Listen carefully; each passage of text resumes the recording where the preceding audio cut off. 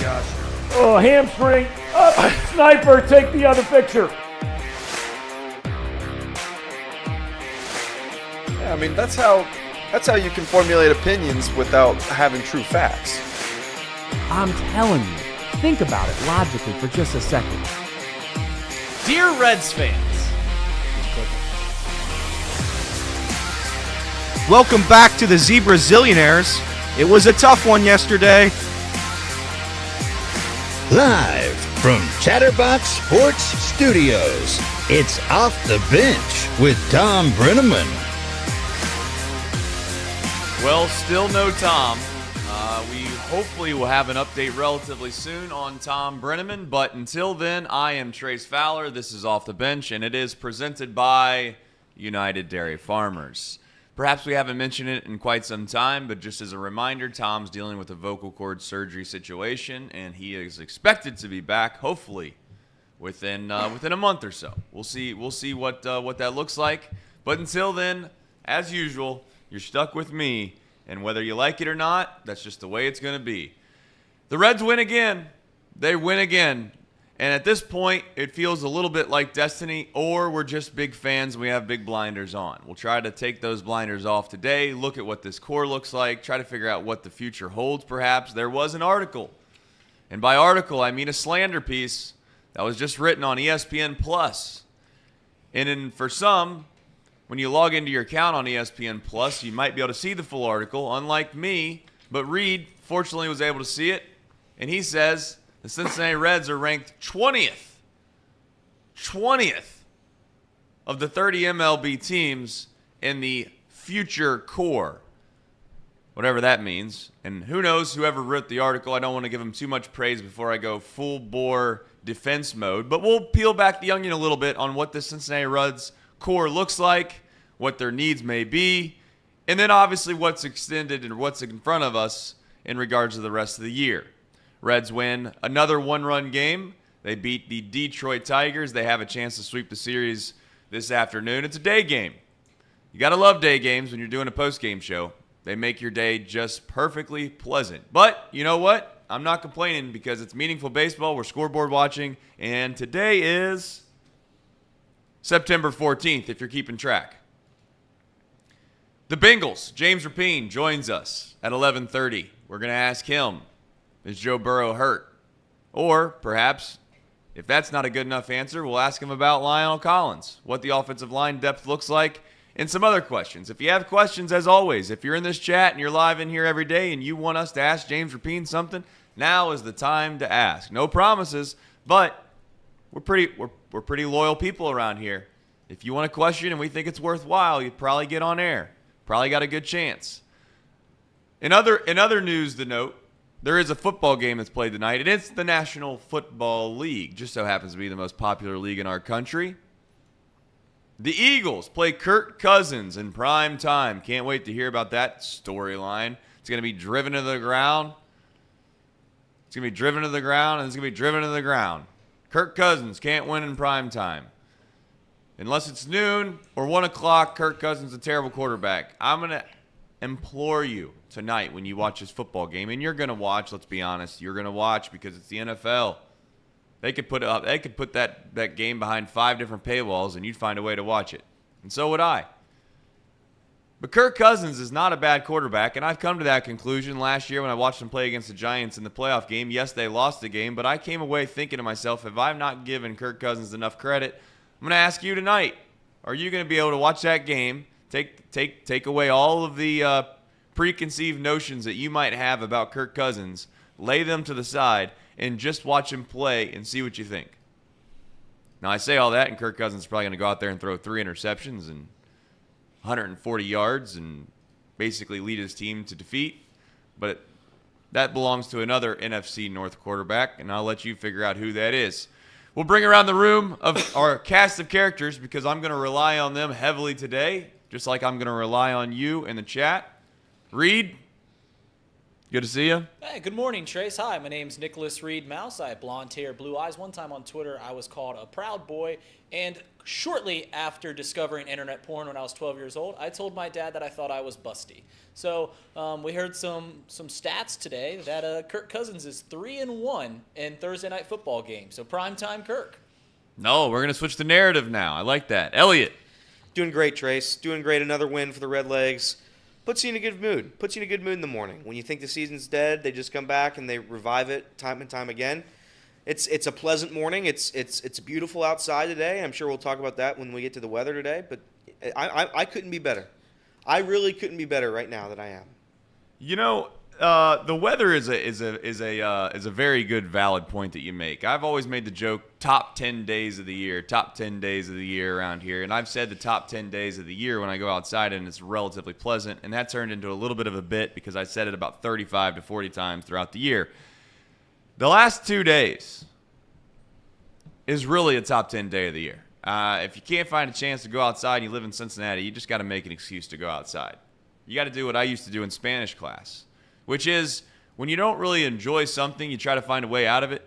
The only way I could possibly – there's one thing I learned in Spanish, and the only way that you could go use the restroom, which was basically the get-out-of-jail-free card in high school, right? You could go use the restroom, wander the halls a little bit, find a way to burn up 10, 15 minutes, and then come back to the class and just keep bearing through it because that's what you got to do in life. You got to bear through high school.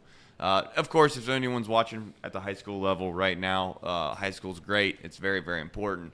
You should buckle down, make sure you get a really high score on your ACT, so then you can turn that around and go to a fine establishment, university like Bluffton, and then turn around and then work with a bunch of yahoos like us every day and realize you probably don't use your degree at all. Or you could possibly be like me, go to school, get your degree, get a corporate job for 2 years, realize that you really didn't learn anything because the real world hit you right in the face, and then you realize, okay, what do I got to do? And then you don't use any of it that you learned in college, and you come back here. Now, of course, there's going to be people that are going to be pitchforks right now and say, oh, well, yes, you do learn some things in college. I'm not downplaying education totally, but let's at least call a spade here. Most of the things you learn in school, in a book, things you learn outside of a book are pretty important, but in a book, not all that great.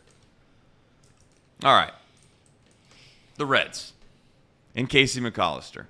Casey might have called it. He's a little off track. I'm not going to give him total credit because he did say they were going to sweep the Mariners. That didn't happen. They were probably supposed to sweep the Cardinals. That didn't happen.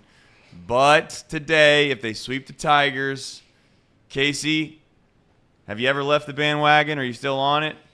Where are you at? Trace, I never left the bandwagon. I always knew that they would be okay. And to clarify, the sweeping, so to speak, that prediction, I believe, actually started with the Cardinals, if I'm not mistaken. But regardless, they are holding a playoff spot, Trace, and they still have 15 games left and relatively easy teams to play. How are you feeling? You feel like that we're in a really good spot right now? You think that we have a pretty good chance? I haven't looked at the percentages. I don't think they're much Throw those improved, percentages right down the tubes. You know, at some point you realize that stuff's just a bunch of jargon anyways. It's just something that someone else came up with to rationalize what they believe. Yeah, you can sit here and tell me for 1 second about, the FanGraphs percentages and all that. And listen, I love Nick Kirby as much as anybody. In fact, I'd guarantee you I'm one of Nick Kirby's biggest fans.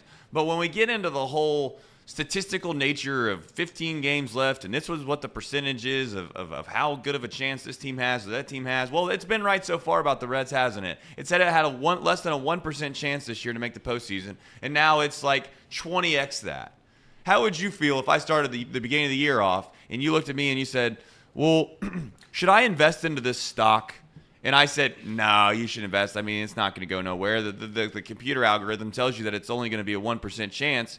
And then you turn around and you have a chance to 20x your initial return. And you're looking at me thinking, well, what happened? What happened is called life. It's called real life. It's sports. Anything can traditionally happen. And, of course, I get why the models exist, okay? Let me not downplay what analytics can be. This isn't an anti-analytics statement. It's an anti-analytic statement in a very shortened period of time. At this point, you know when they do the old proverbial joke during the rivalry games, throw the record books out the window statement. Of course, that's blasphemy sometimes, but it has a little bit of the truth. Why? Because it is somewhat true. The reason it is said is because it's somewhat true. Behind every single joke, I hate to say this if you don't know it already, behind every single sarcastic joke that somebody makes about you, there's a little bit of the truth in what they believe. If they're making fun of the fact that you're ugly, they think you're kind of ugly. They don't want to say it just straight up because they're your friend, but they'll make a joke about it. That's how things work. But when you have a shortened season like this, 15 games, what's the statistical nature matter anymore, period? So to answer your question in a long-winded way, Casey, I do believe this team has just as good of a chance as everyone else, and the only thing that's going to stop them is basically the injuries that have occurred. And that's the unfortunate truth, and I know I'm not knee-deep in the depth charts of every single other MLB organization. But the Cincinnati Reds have dealt with more injuries and more situations that have gone on what seems to be in the past, obviously, few months than any team that I've come across. It starts the year off, if we want to go through this song and dance again, why don't we? It starts the year off with us saying out loud on these microphones that this team's not going to be very good. The only chance in hell this team is good is what? Okay, Hunter Green, Nick Lodolo, Graham Ashcraft. Those guys, if they end up being very, very good like we think, they're the big three. They're the big three, and we think that we're going to ride them into the 75-win season.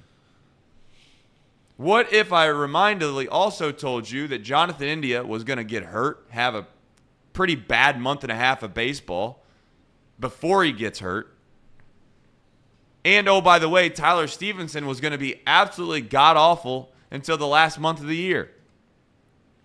You add all that up, and it seems really ridiculous and impossible to imagine a scenario where the Cincinnati Reds will be holding a playoff spot on September 14th. It doesn't make any sense whatsoever, and that in and of itself is why I love sports. I don't know why you love sports, but I'd venture to guess that the reason that you love sports is the unpredictability, the storylines that come with it, and it just is the purest form of competition that you cannot get in real life. Because when you get into corporate America, you realize there's games that are played. You realize that the best people don't always win. You realize that the most talented people get suppressed by other people because those other people have perceived privilege and power, and they hold other people down. That's not how it works in sports. And that's why sports are the best. Because a guy named Ellie De La Cruz can come up and get red hot for 2.5, 3 weeks and carry a team on his back. Matt McClain can come up and carry a team on his back for what seems to be 3 months. Oh, by the way, if I must remind you, that Matt McClain then gets hurt. Graham Ashcraft gets hurt. Graham Ashcraft has a bad couple starts. We think Graham Ashcraft's going down the tubes. Turns out he's not all that bad. He bounces back. Nick Lodolo, must I remind you, out for the entire year. Basically worthless this entire year. The only way that Nick Lodolo could have been worse this year is if he started all year long and was just god-awful. And it's no fault of Nick Lodolo. These are no faults to any of these guys. They play a sport, you get hurt, that's part of it. I'm not complaining because somebody gets hurt per se. I'm just throwing it out there and laying out the facts that when you witness and watch what this team has been all year long, it's hard not to just sit back and be happy and appreciate it. And perhaps I go overboard, and perhaps I sound preachy, and perhaps I sound like I'm a fan standing on a pedestal, and I don't mean to be that way. I really don't. I don't mean to be that way at all. You can fan however you want to fan. Just don't make fun of the fans that want to be supportive, that want to say that some people are doing a really good job. And the only reason that maybe you don't want to admit they're doing a good job sometimes is because, unfortunately, you put your foot in your mouth and you said they were horrible people and they were never good at their jobs and they were the worst people on planet Earth. This isn't about being right or wrong. That's not what my statements are about. That's not what I'm trying to get at right now. What I'm trying to get at is that you should just enjoy it, because if you're not enjoying it now, when are you going to enjoy watching the Cincinnati Reds? It seems to be the answer would be never. Okay. What is it left with the percentages, and why does it look the way it looks when the Reds only have a 20-some-odd% chance to make the postseason? Well, it's because they have so many teams at the disposal. If this was a 1 or 2 team race for the last spot, fellas, I think the Reds would have a 50-50 chance. Unfortunately, the only thing that can hold this team back right now is the injuries and the COVID situation. I really do mean that. If Matt McClain was on this baseball team right now and Graham Ashcraft was on this baseball team right now, just those two. If you told me just those 2 guys were on the team right now, and I know they're not, so it's all hypothetical and it's all a bunch of you know what, I would venture to say that the Reds are in the postseason without a doubt. Without a doubt. Because I watched this team enough to know, yes, you can look at the statistics, you can look at the analytics, you can look at all those things and say, well, statistically speaking, they're only got this percentage chance because X, Y, Z. I watch this team on a nightly basis and I just see, God honest, I know it sounds goofy, but it's just magic. It's just magic. When one portion of this team doesn't step up, someone else does. And it's been the bullpen. Time and time and time again. And the only scare I have and the only reservations I have is how long can this bullpen keep up? It seems unrealistic that they're going to enter a game into the 4th inning. The 4th inning. With the 1-run lead. And the Reds would not score again for the rest of the game, and they win again on the heels of that same said bullpen pitching about 19 straight scoreless innings. That's just not realistic to keep up. I know it and you know it. But you know what? For some dumb reason, maybe it's just I'm a biased fan, and I can admit that I'm a pretty biased fan. But maybe, just maybe, I think as soon as something else falters, this Reds offense is going to get hot. They've already shown signs of starting to put the ball in play much, much, much, much greater than they were before, right? There was about a month stretch of baseball here with the Cincinnati Reds that they could not find a barrel to save their life. They were swinging and missing more than, Reed's pants. But we're in a position now where all that's out the window. It doesn't matter. 15 games, take the statistics, God's honest truth. Take the percentages, throw them out the window. Quit worrying about it. We're going to win tonight, and by tonight I mean today. And then we're going to take the series. I'm not saying they're going to sweep the Mets. We're going to take the series from the Mets, and they're going to be in a position where I think the rest of the city is going to be fired up. The question I have for you guys is, do you think for a half a second that the Cincinnati Reds will get the attention they deserve if they win today and take 2 or 3 from the Mets? Casey? Well, I will answer that question. I don't think that they'll get any attention, honestly. They should, but they won't. I wanted to bring up one quick little thing here. I've been looking at all the playoff contending wild card teams: Diamondbacks, Giants, Marlins, Cubs. Diamondbacks play Chicago and the Giants still 5 games. The Giants only play 2 of those games against Arizona, but they play the Dodgers 7 times. And then the Marlins, they still got to play Milwaukee 4 more times, Atlanta 3 more times.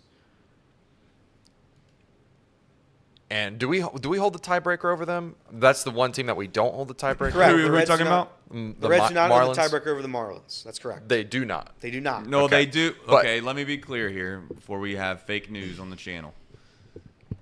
It's unlikely that they're going to have the tiebreaker against the Marlins. The Marlins is a unique situation where the Marlins and the Reds split. So the next tiebreaker once they split is what your divisional record is against your individual division, which is a dumb tiebreaker. I'm not here to defend it, but that's what Rob Manfred and his team came up with. Does it seem ridiculous that that's what it is? Yes, because one division's a lot better than another division, which seems to be a little unfair, but I'm just defending the Marlins for half a second. I'd be pretty pissed if I was a Marlins fan. If I figured out that the Reds' record against the Pirates, the Cubs, the Brewers is what I'm going up against the Braves, And I don't know why I'm struggling and missing math here. Phillies. The Braves and the Phillies. And the Brewers are obviously pretty good. And the Brewers have had the Reds number. But they're 3 games back of that number. The Marlins, to be clear, the Reds are 3 back of the Marlins in that said divisional race. So let me finish. They probably don't hold the tiebreaker. Well, Yeah, regardless, so like if the Marlins if it got to the point where the tiebreaker matters, the Marlins are probably out of the race anyways because they'd have to lose their remaining games to fall back to the Reds. So you're right. They probably don't have the tiebreaker. But go on, Casey. Regardless, let me just finish this thought here. The Diamondbacks, they have a chance to. Here's the thing. Chicago and the Diamondbacks right now are probably the two threats right now. Maybe the Giants to overtake the Reds in that wild card spot. I'm kind of disregarding the Marlins at the current moment. I haven't had a lot of time to look into their remaining schedule. But, I mean, Diamondbacks, like I said, play 5 of those wild card teams. They could fall out really quickly if they start losing those series. And same with the upcoming match with the Cubs is huge. Like, there's going to be a lot of movement here in this next series for Cubs and Diamondbacks. Yep. What are you looking at here, hoping for? Are you hoping that the Cubs lose it's a good the series? point. Like, what do we want to have happen here? Right. Because that's what I would want to have happen. I want the Diamondbacks to win 2 out of 1 or sweep the Cubs because we hold the tiebreaker over them. Yeah. So you would rather the Cubs start falling out of the race entirely. I don't know. That's what I'm you're starting right. to look at I mean, here. there's two trains of thought to what you're saying, Casey. One of them is that you hope one of the teams sweeps the other team, and the Reds obviously win games. If the Reds win, okay, it's simple as this. In New York, they are gaining ground. If they lose in New York, they are losing ground. There is no in between here. So say whatever you want, but the Mets series, and Nick has brought this up, Kirby, on Chatterbox Reds multiple times. The Mets series is the most psychological series that is left for the Cincinnati Reds because it is what it is. You win in New York, you gain ground on the Cubs or the Diamondbacks. If you lose, you're losing ground. If you want to sit here and tell me that you want to root for the one team over the other team, that's fine. I really just look at it from the standpoint of what the Reds are going to do. What do the Reds do? If one team were to sweep the other team, I think that I would prefer that.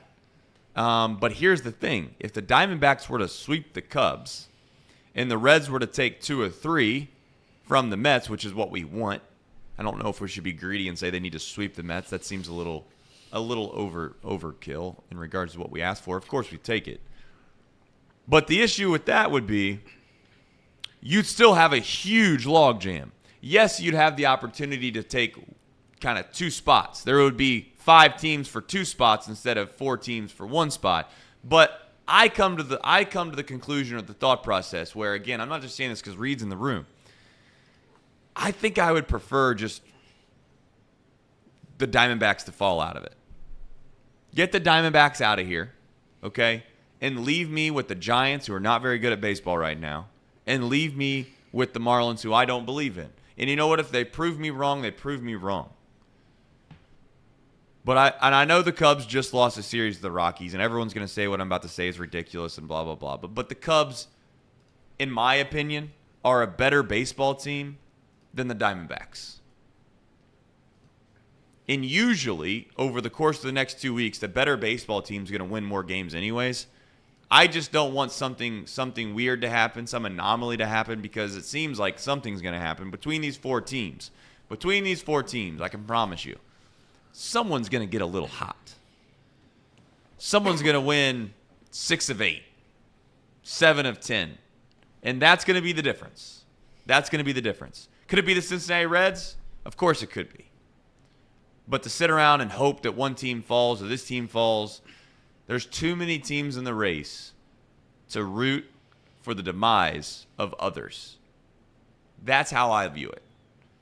I'm not just saying that because it's like a focus on what you can control type statement. I think as a fan, you do what you want. It's fun. Scoreboard watching is fun. Should Reds players be overly concerned about what the score of the Giants game is? Probably not. They should worry about winning their own game, because if they win their game, they take care of their own business.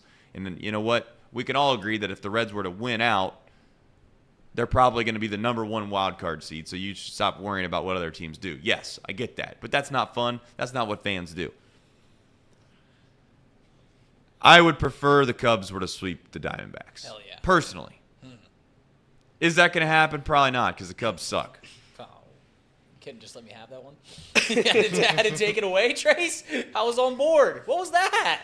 That hurt my feelings. Listen, you guys are right. The Cubs are – I'm not panicking. I'm not panicking about the Cubs, but it's not good. They've lost 2 straight series. They've lost 4 total series in the second half of the year. But, yeah, I'm with you, Trace, about 2 things. The Reds – just focus on winning games. I mean, if you win games, what everyone else does doesn't matter, right? Control. You said you didn't want to go there, but I'll go there. Yeah. Control what you can control. That's literally all you can do.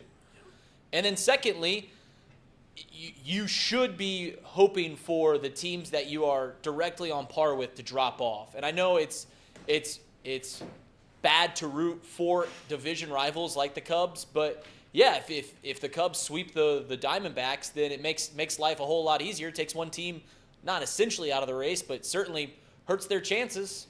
Certainly does that. Yeah, I'm on the side of I'm going to address a couple points here. Number one, for Casey's point, the Reds right now control their own destiny. They have the final wild card spot. They have the tiebreakers they need. Theoretically, you win out, you're in automatically. So you win, you take care of your own business. I'm not worried about the Marlins. I'm not worried about the Giants. I'm not worried about the Cubs. If you want to be worried about them, I agree with Trace, except I'm going to flip it. I want the Diamondbacks to sweep the Cubs, and not because Reed's in this room, just because I think the Diamondbacks are significantly worse than the Cubs. So I want the Diamondbacks to have a better chance at the postseason opposed to the Cubs. That's just I think it's smart play. As apart from what Trace said earlier, he asked, would the Reds get credit? I think the Reds would get credit. I think the Reds, the media coverage for the Reds this season has been pretty noticeable. When Elly De La Cruz came up, I thought that the Reds have been respected on national media, probably more than ever in my life, if I'm going to be honest. When Elly De La Cruz came up, it sparked a fire in the city, sparked a fire across the national landscape that the Reds were a relevant baseball franchise. I have not seen that yet in my life, and that was fun. So, yeah, I think that they'll get respect. And to Trace's other point earlier about, the front office ownership, I am still not a Castellini guy. I'll never be a Castellini guy no matter what they do. If they win me a World Series, I'll take it all back. But as of right now, they have continued to fail again. The caveat to that is they have hired Nick Krall. Nick Krall has come in, and I have said bad things about Nick Krall. I didn't believe in Nick Krall. I have been proven wrong about Nick Krall. So if you're going to be negative about the ownership, and you have every right to be, you have every single right to be mad at Bob and Phil Castellini from the things they've said, from the failures in the baseball field. Everything the Castellinis have done from a baseball perspective has been pretty bad, I'd say. When you have 0 playoff series victories in your tenure as ownership, it's hard to stand on a leg, right? You have nothing to stand on. But Nick Krall, hiring Nick Krall, getting out of the way for Nick Krall is helping this franchise substantially. So if you're going to continue to be negative about the Castellinis, feel free. I'm still going to be negative about the Castellinis, but have a little bit of respect when it comes to Nick Krall. They're doing something right. You're not tweeting on X.com right now if the Castellinis aren't doing anything right. So the Nick Krall, hiring Nick Krall, having Nick Krall be your baseball guy is saving the Reds at this very moment. So live a little. Enjoy it. Enjoy it while you can, because this isn't going to come along every year. When you're a small franchise, when you're a small market team, you know this. You've been a Reds fan for a long time. You're not going to get these chances every single year. This is an unprecedented chance. A 64 projected win team is on the precipice of making the postseason. This is unprecedented. Enjoy it. Don't be mad at the Castellinis because the Reds have a chance at the playoffs. It doesn't make sense. If the Reds miss the playoffs, if they lose out and you still want to hate David Bell and the Castellinis, fine, you go ahead and be negative. I'm the most negative fan in the world. Reed will attest to this. I think the Reds season is dead every loss they have. I still think the bullpen's bad. The bullpen has thrown 9 pitchers the past 15 games, and they shut everybody out. Sam Moll, I believe I called him a dumpster pitcher. He is a 1 ERA in his tenure as a Red. So have some fun. Enjoy this. You're never going to see this again. Not this way. You're never going to see a team like this that was projected to be dead come in and make the postseason like they are. And they still have a chance. I mean, you're going to laugh, But if the Reds were to get hot, like Casey predicted, the prophet over there, if he's right and they go on a 9-game winning streak right now, there is not a chance that the Reds take the third wild card spot. There's a chance they get all the way to the first wild card spot. So right now the Reds control their own destiny. I'm not concerned about the Giants, anybody else. Forget them. We're worried about our own games. We got to sweep the Tigers today. You got to sweep them. You got to sweep the Mets. You got to take a sweep from the Pirates. The Pirates 4 games swept us. I think their last time, way early in May. April. Yeah. April. So take care of business. Take care of business, and we'll be fine. Everybody, enjoy the ride. We're still in it. 15 games. 15 games for the rest of our lives. There are 15 games for the rest of our lives. The Reds are going to the playoffs. The season is back on. It feels like 1990. Nick Kroll is my daddy, and this is how we're going to do it. Reds, postseason. So here's the thing with the whole Nick Kroll thing. I'm not even suggesting for a second that you should blindly say, you know what, this guy's great. And in fact, you could say the jury's still out on Nick Kroll. I think that's more than fair to say. The issue that I have more or less is just like always wanting to find something that someone's not doing appropriate and or well. It seems like a losing battle, personally. Seems like all you're ever going to do in life is just be upset until it's legitimately just right in front of your face. You know, the only thing that you think, at least when I watch a team that I love, the only thing that I really hope for is that there's a plan in place and there's smart people trying to execute that plan. I'm not trying to, when I say ownership in the front office, I'm strictly talking about roster management in the plan that is in place to try to make the team better. I'm not talking about what kind of people they are. I'm not talking about the fact that you should like what Phil is or who Phil is. Phil, if we're being completely honest, doesn't seem like a guy that you'd want to hang out with a whole lot, right? Now, I don't know him, so I want to put my hand up and say that I don't like talking and saying bad things about people that I genuinely don't know. But to sit here and think that when I say that you need to give ownership and front office some credit, I'm talking about the fact that they went out and they spent some money on Hunter Renfroe. Like it or not, they did that. They went out and got Harrison Bader. They didn't need to do those two things. Now, you can make the argument that they didn't need them because they haven't produced enough to help this team, but they have helped this team. Harrison Bader, like it or not, has stole some bags, and he's been relatively important defensively. I know you're going to make fun of the fact of what his splits are, and you're going to make fun of what he's done at the plate as a Red, but in general terms, they did not need to go spend that money. They didn't have to, but they did. So I'd like to be a person that's just going to give a little bit of credit when credit is due. Because if you're never going to give someone credit, then what's their incentive? Not that they need one, and I know this is a laughable statement what I'm getting ready to make. But if you're never going to give anyone any kind of credit, then what's their incentive to continue to try to do something for anyone? And yeah, you could say, well, the Castellinis are going to do what they want no matter what the people think. You might be right. I'm not defending that. I'm not trying to argue that. But as a baseline idea from the human psychological brain, it makes no sense in life to never give anyone credit no matter what, even if you despise them. Because if you despise them for not wanting to do things and they finally do something and you don't give them credit, then what's the point? The Reds are going to try to win. They're trying to win. Correct. I know that sucks. I know they've had a bad plan before. I know they've went out and signed Fat Moustakas to a horrible contract. I know that you're upset that they let Nick Castellanos walk out the door. I understand all of that. I get it.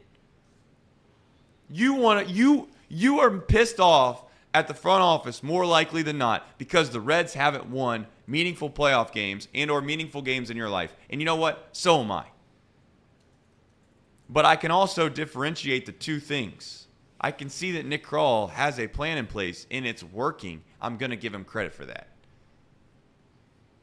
It's the folks that want to scream and yell about David Bell every night as well that just drives me wild. And we're not getting anywhere here, so I'm going to move on. But you get my point, hopefully.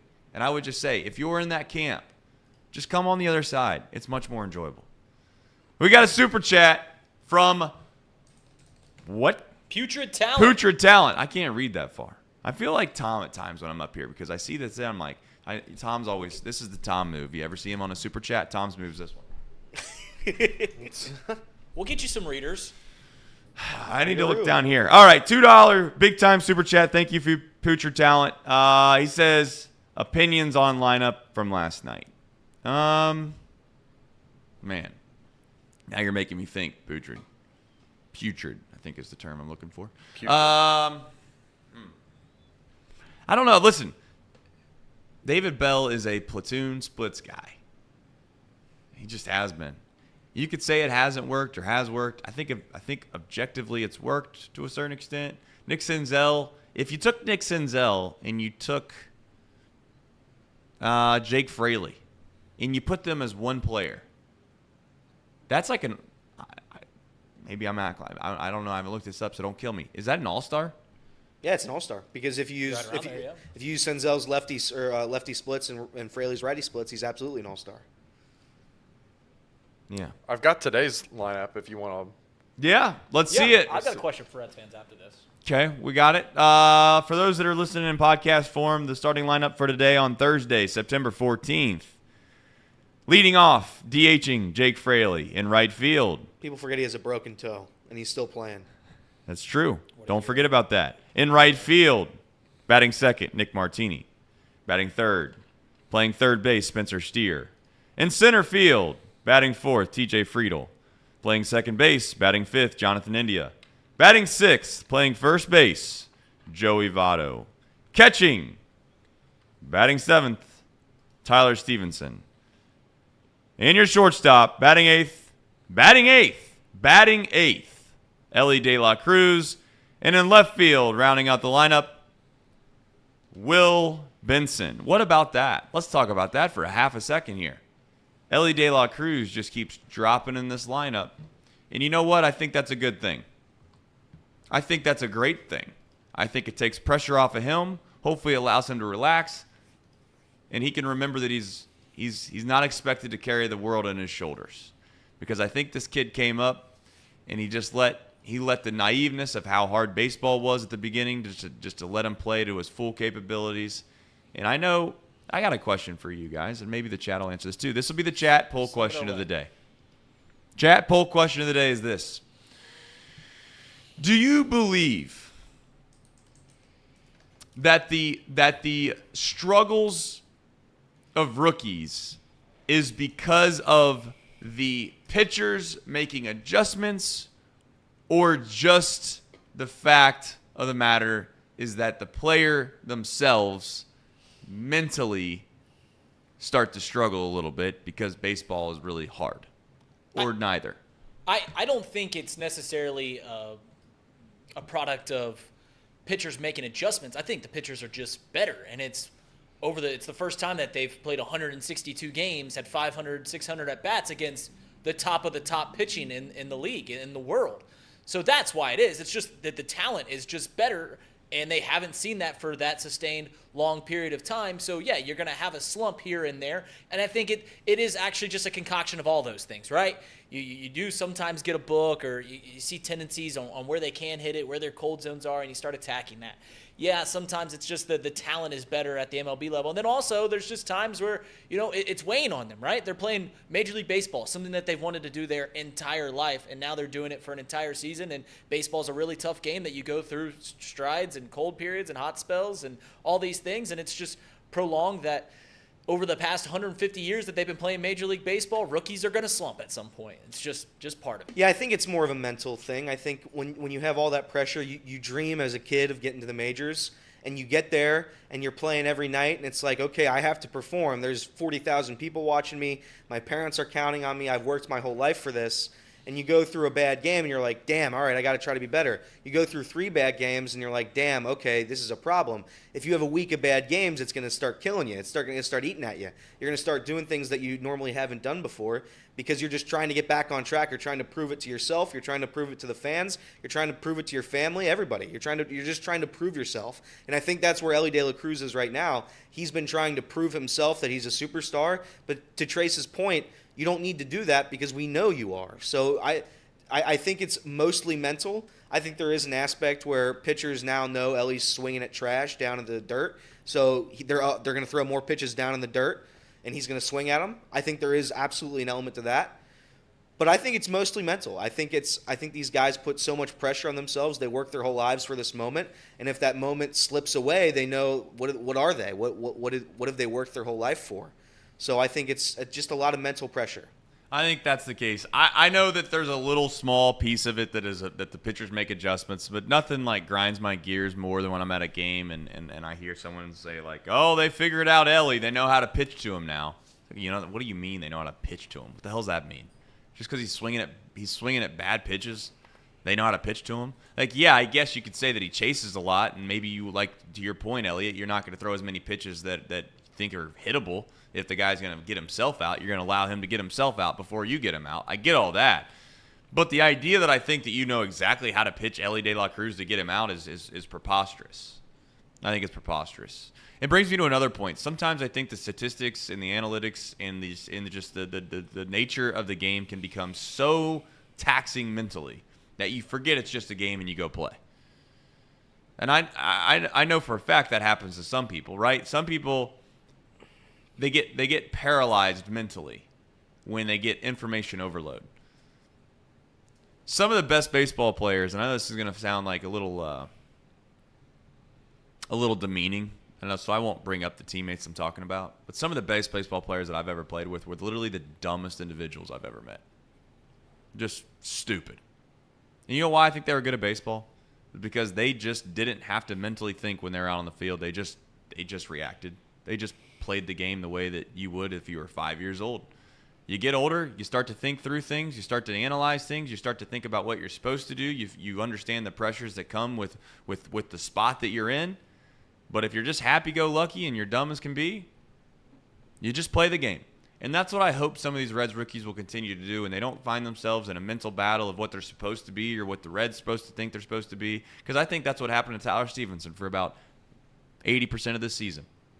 I think everybody in the Reds front office and the Reds staff, or whatever you want to call it, the coaching staff, they want Tyler Stevenson to hit with power.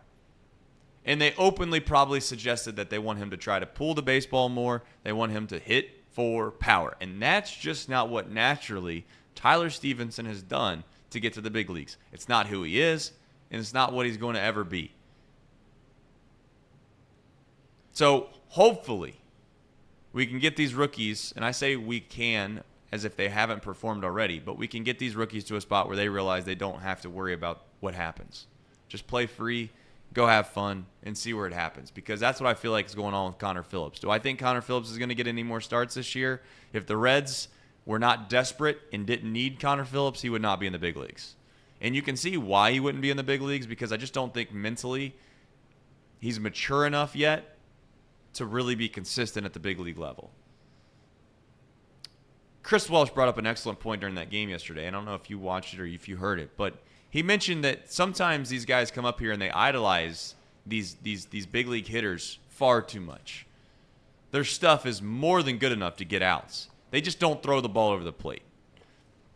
Connor Phillips walks 4 guys in 4 innings. It's not reasonable to be successful in the big leagues walking guys at a rate that much. And in fact, the reason the Reds won yesterday is, you can sit here and tell me it's because their offense played well, but I'll tell you what it is right now.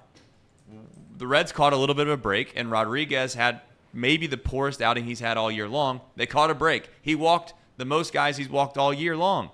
Yesterday's start, Rodriguez, most walks he's had all year. That's the nuts and bolts of pitching. Throw the ball over the plate. I know I'm not breaking any earth-shattering news here, but Connor Phillips throws the ball over the plate, he's going to be damn fine. All right.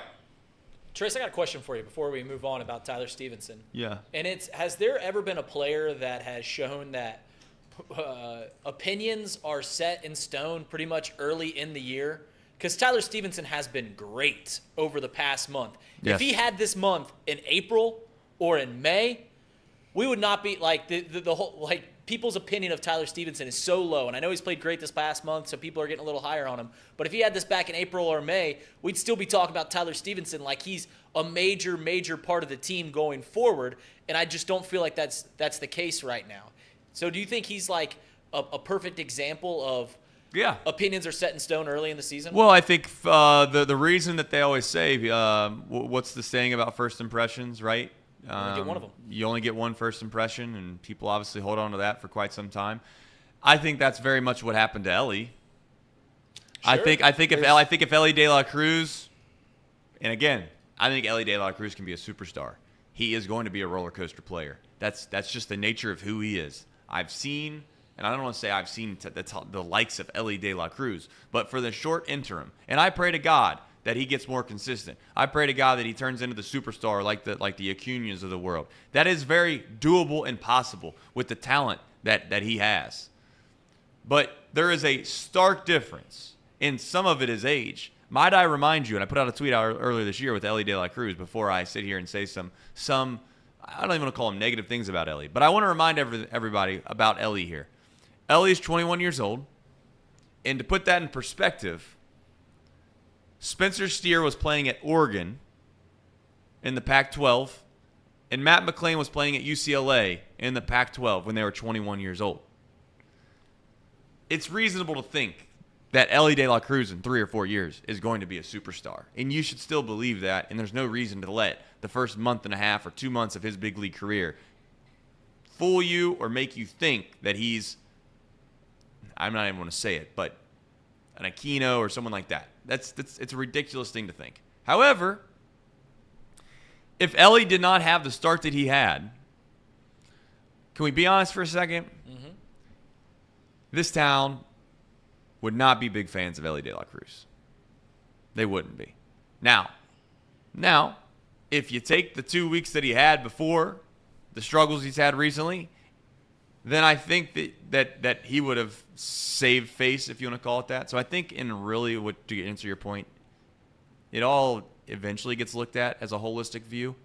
But there's no doubt that there already are Ellie haters. There would be a lot of Ellie haters if he started his career out the way that has been going lately. But here's the thing I need to remind everyone about Ellie. Outside of just his numbers at the plate, he helps this team so many other ways. So many other ways. And I'm hopeful that his defense becomes a little more consistent because the ball the other night, last night specifically, it'd have been nice if he made that play. He didn't. It'd have been nice if he did. But again, if it was anyone other than Ellie De La Cruz trying to make that play, I don't know if it gets made. Matt McClain maybe makes that play. I love Matt McClain.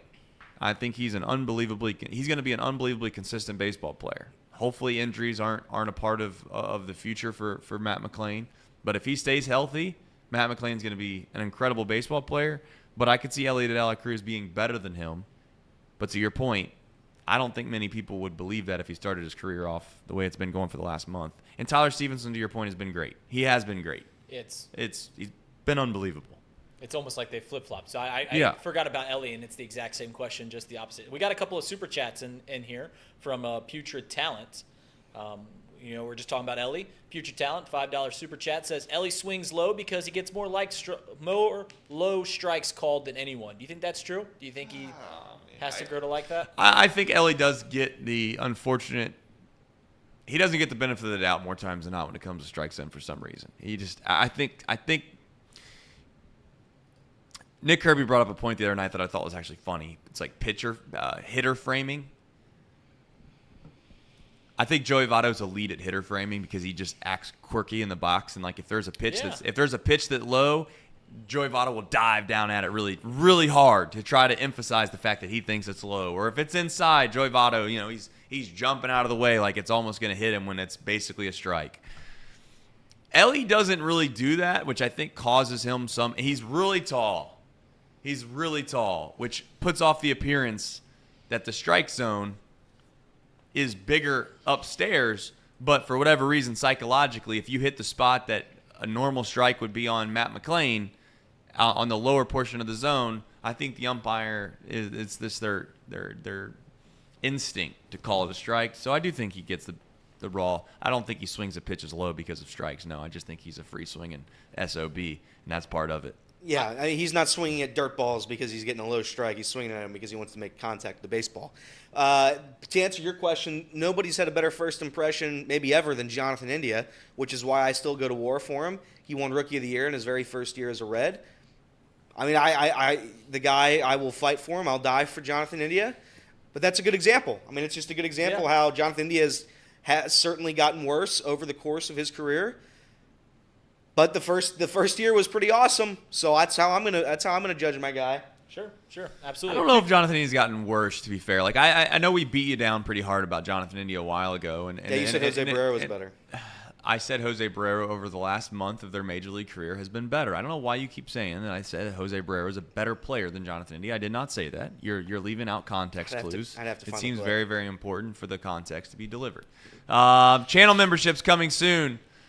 Putrid. I don't know why I'm struggling with that. Maybe. It's a strange word. Maybe. Here's the thing. Can we level with the chat here for just a moment? We're a small business. Part of what keeps me up at night, to be honest with you, is to go out and try to find sponsorships to support this show, to make it worth doing this every single day. And obviously we love doing it, but at some point you got to make sure you can keep the lights on, certainly. And we're very thankful to our friends at UDF and Encore and Pawnee and Betfred and all the folks that make this possible. But there's this weird dynamic that I have in my mind between getting support from people that consume our product and making it feel like that's the only way to support the show. Because I hopefully you understand where I'm going with this. It's just channel memberships is fine, but then YouTube takes out a good portion of it. So at some point we have something on our website called Chatterbox Plus. You can go to watch Chatterbox or watchcbox.com, excuse me, and we have our own OTT platform that has paywalls on it. That 100% comes to us. YouTube takes out a pretty hefty slice about with memberships and things of that nature, so it's hard to try to rally the troops to do that. Now, I know it's easy. I know it's very, very convenient for people to do memberships on YouTube. Doesn't mean we're not going to do it. It's just something I'm trying to figure out what that looks like and whether we should do it or not. Hopefully that gives you a good answer as to what the membership is. It just, when you can get 100% on your own website and you can do everything on your own website, or do you want to go through YouTube and give a pretty hefty fee to them? Makes it tough. It's a tough dynamic we're in. But for the time being, just keep consuming the content, enjoying. Like the stream. How about that? Like the stream and subscribe to the channel. Tell your friends about it. That's the best thing that you can do for us right now. And yes, we do love and appreciate your super chats. Don't get that twisted by any stretch of the imagination. Back to Jonathan India really quickly. I think the reason I'm going to psychologically break down the Jonathan India thing. You have Jonathan India supporters who like Jonathan India for what he's done for this Reds franchise, right? He's a rookie of the year. He's played good baseball. He cares. He wants to be a leader. He's what you want in a teammate. He is a face in a player that you would like playing for your franchise. Then you have the other side of the crowd that sees what's coming down the pike, right? And you realize that whether it's analytically, whether it's with your eyes, you just know, inevitably, to make the team better holistically, that Jonathan India is not probably best suited to play second base. And then Jonathan India comes out and says that he wants to be a second baseman, and rightfully so. Why would he want to just venture to say, oh, yeah, you just bring whoever you want up, and I'm sure they're going to be better than me type thing? Of course Jonathan India is not going to say that. And he has every right. Jonathan India has every right to say that he's a second baseman. Because you know why? I think he is a second baseman. He's just not the best second baseman for the Cincinnati Reds. So you have one side of the aisle that's screaming and yelling like, oh, he's not a good enough second baseman. Look at his defensive metrics. Look at this. Look at that. And that crowd is accurate. But the other side of the aisle, too, is a loyal crowd that appreciates what Jonathan India is, this franchise, and they want to see Jonathan India as a Cincinnati Red. So then what do? They start to try to fight the opposite side the same way that politics seems to have gone down, which is they want to tear down the prospect game and say that these prospects aren't going to be any good, or they're not going to be good enough, or they're yada, yada, yada, yada. And then Matt McClain comes up and everybody's like, oh, shit, well, maybe he is good. I don't know. But then, you know what? There's still room on this team for Jonathan India, okay? Like, if they don't trade Jonathan India this offseason, that's not the end of the world. Do I think that we want to continue to go down a path in this franchise of not getting any return for anybody ever because we want to hold on to them just because they're either a fan favorite and or they might be able to help you somewhere else? No. I think we need to maximize our value, which unfortunately means you trade people. And you know what? These same guys that we're pandering to right now, in Matt McClain, in Ellie De La Cruz, in Noelve Marte, am I naive to sit here and think for a half a second that those three guys are going to be Cincinnati Reds for the rest of their career? I'm not. And they're probably going to have to trade them too. Because at the end of the day, I'm a Cincinnati Reds fan, and so are you. The reason that you love players is because those players in your mind they perceive and give you this notion, this idea that they're going to help your team win, and that's what you ultimately want. If Jonathan India is willing to move, and he's willing to accept a role that is DH, left field, and he works all offseason to be a left fielder, I want Jonathan India on this baseball team next year. He's a good player. He's a good clubhouse guy. People like Jonathan India. You should want Jonathan India to be on this team. The problem in lies is if Jonathan India doesn't want to move, which is his God-given right. He's allowed to say he doesn't want to move, and we shouldn't hate him for it. But if that's the answer that we're going to get, then ultimately, unfortunately, you have to make a hard decision if you're the Reds franchise. Can I ask you this? Yes. If you look at what's happened this season, the Reds have been dealing with injuries, coronavirus, Ellie throwing baseballs at people's faces. It's been a crazy season in terms of health. They've used the most pitchers this season out of anybody in Major League Baseball. Different pitchers, that is. The depth of a team is so important, and you're especially seeing it right now. No Matt McClain. We've been missing guys due to all these injuries. Jake Fraley, broken toe. He's still fighting. TJ Antone last night, 15-day IL because of an elbow issue, which I don't know if that's a third Tommy John. I hope that's not the case. I don't even know if you can do a third Tommy John, if I'm going to be honest with you. But the depth of a team is so important. A guy like Jonathan India, and I'm not saying you should pay $7.5 million, $8 million for a guy who's going to ride the bench, but if you're looking at backups for these infielders, you're looking at a guy who can add depth when someone goes down. There's not a better guy I would want than Jonathan India right now. I think he's going to be affordable. I think he's a guy that's grown up in the system. I think Reds fans love him. And he's not Paul Janish, right? He's not Paul Janish. He's not Miguel Rojas. He's going to come in here. He knows what his role is. He knows his teammates. He knows the clubhouse. He knows everything. I would want Jonathan India to stick around, even if it's at a limited role. If he's a backup, if he's just used for depth, I want Jonathan India here. Fair enough, and I do too. I do too. I genuinely mean that. I'm to the point now where I'm all about utilizing Jonathan India if it makes sense. It just can't be at second base, and we're not even going to do this today because ultimately it always turns into a negative segment on someone that I actually do like. I like Jonathan India. I hope Jonathan India is a Cincinnati Red next year because I think this team can win.